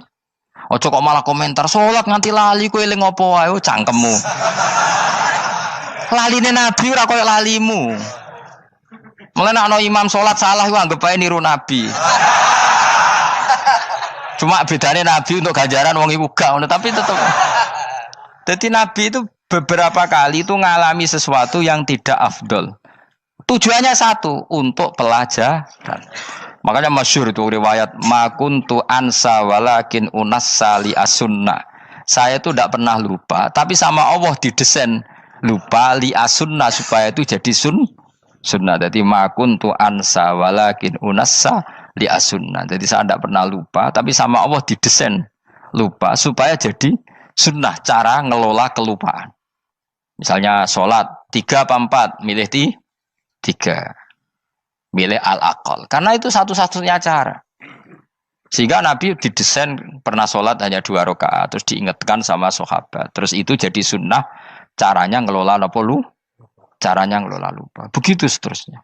Nabi ngendikan al-ajur bi qadri ta'ab secara makna seperti itu. Tapi Nabi sendiri tawaf itu naik unta. Sehingga sekarang ada orang naik skuter, naik kursi roda, itu dikiaskan karena Nabi dulu pernah berkendara.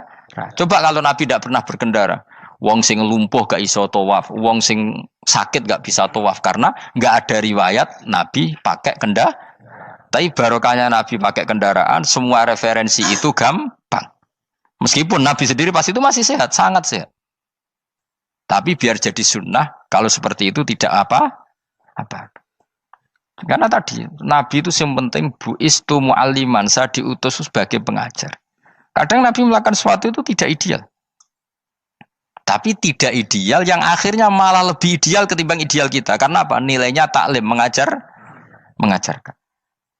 Itu masyhur itu dalam ilmu usul fikih. Jadi yang dilakukan Nabi jaiz, biasa-biasa saja atau boleh, itu statusnya bagi Nabi adalah fardhu ain karena liwujubi taklim, karena menjadi kewajiban mengajar. Masyhur itu jadi dalam usul fikih itu. Karena Nabi berkeharusan menjelaskan. Sehingga kamu jangan tanya, apakah yang dilakukan Nabi itu mesti kelas paling utama? Jawabannya ya, misalnya gini. Nabi itu sangat mencintai Qiyamul Lail. Sangat-sangat mencintai Qiyamul Lail. Tapi Nabi hari keempat itu sudah gak mau ikut sholat di masjid. Terus ada riwayat, kubu sebelah bilang Nabi baru sholat 2 rakaat terus enggak. Ada yang bilang 8. Macam-macam. Nah, yang jelas orang sepakat riwayat itu, hari keempat Nabi sudah gak sholat di masjid. Dan itu bagus bagi Nabi, meskipun bagi kita agak bagus. Kenapa? Andai kan Nabi sholat Qiyamul Lail selalu di masjid dan selalu 20 rakaat atau selalu 8 rakaat, pasti orang ngira itu fardhu ain. Bahwa Qiyamul Ramadan harus apa? Di masjid. Dan harus 20 rakaat atau 8. Tapi Nabi dari awal sholat itu tidak konsisten. Kadang 2 rakaat, kadang 4 rakaat, kadang 6 rakaat, kadang 9 rakaat langsung. Tanpa salam. Full langsung salam. Kadang 2 salam, kadang 9 rakaat. Full langsung salam. Akhirnya apa? Imam Syafi'i berkesimpulan, yang namanya tasyahud awal itu sunat. Kamu sekarang sholat duhur, keyakinan kamu tasyahud awal sunat gak menurut mazhab Syafi'i? Sunat kan? Karena Nabi pernah sholat malam 9 rakaat langsung tanpa tahiyat. Salam 1. Nah karena Nabi tidak konsisten juga beberapa kali meninggalkan itu, umatnya tahu kalau tarawih itu sunnah. Sehingga bakul mie ya tetap adol mie, yang tatpam tetap jaga. Dan orang tidak akan mencibir itu karena memang ada yang pulang tarawih, ada yang enggak, dan itu kebanyakan. Ya barokah Nabi tadi.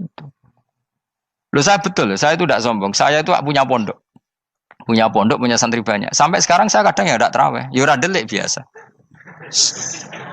Supaya orang tahu kalau itu mah enggak wajib. Tapi berhubung saya wis nama wis kadung apik, ngono ku ya ora dadi jatuhku, aman. Tapi sebenarnya hatiku yo nangis, kangen kula mbek pangeran. Lu Nabi sangat kangen mbek pangeran, tapi kalau melakukan ibadah secara terbuka semua pasti dikira itu wajib dan itu memberatkan umatnya. Nah, kowe ora usah ngono, kowe ora usah terus niru Nabi, kadang-kadang ra traweh niru Nabi. Kowe bolak-balik wong ora ngarah, anut kowe ora ngarah. Mulane traweh wae, nek kowe bareng traweh wae.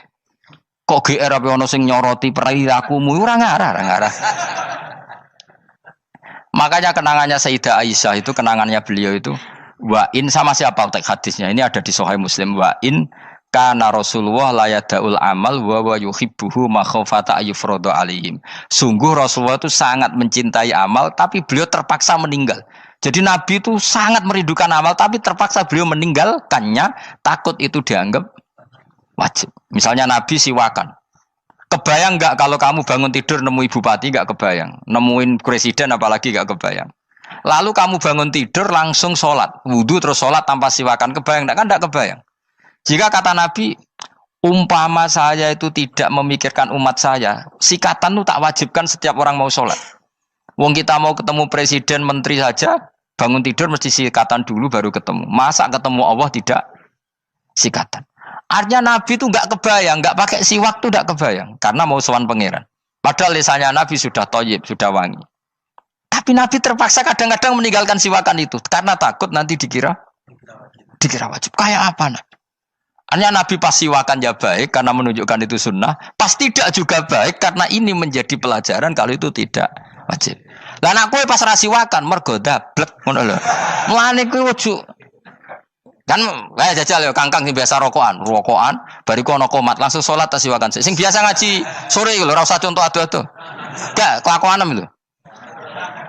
Iku perkara niru Nabi ta perkara rasa-rasane jawab. Jadi Nabi itu beda. Perilaku apa saja itu jadi teladan, akhirnya jadi referensi. Begitu juga Nabi yang mensunatkan sunat safar, sunat kudum. Tapi Nabi beberapa kali ada sholat. Ada sahabat yang selalu sholat safar. Kalau pergi sholat, kalau datang sholat. Sampai Nabi ya disalahno. Agama ora ngene iku, Cung. Aja nemen-nemen. Wala yusyadza hadatina ahadun ila ghalabu. Sing tenanan nyekeli agama, iku kok mesti kalah. Nak kalah terus bosen. Utawa tukang nyalahno wong liya.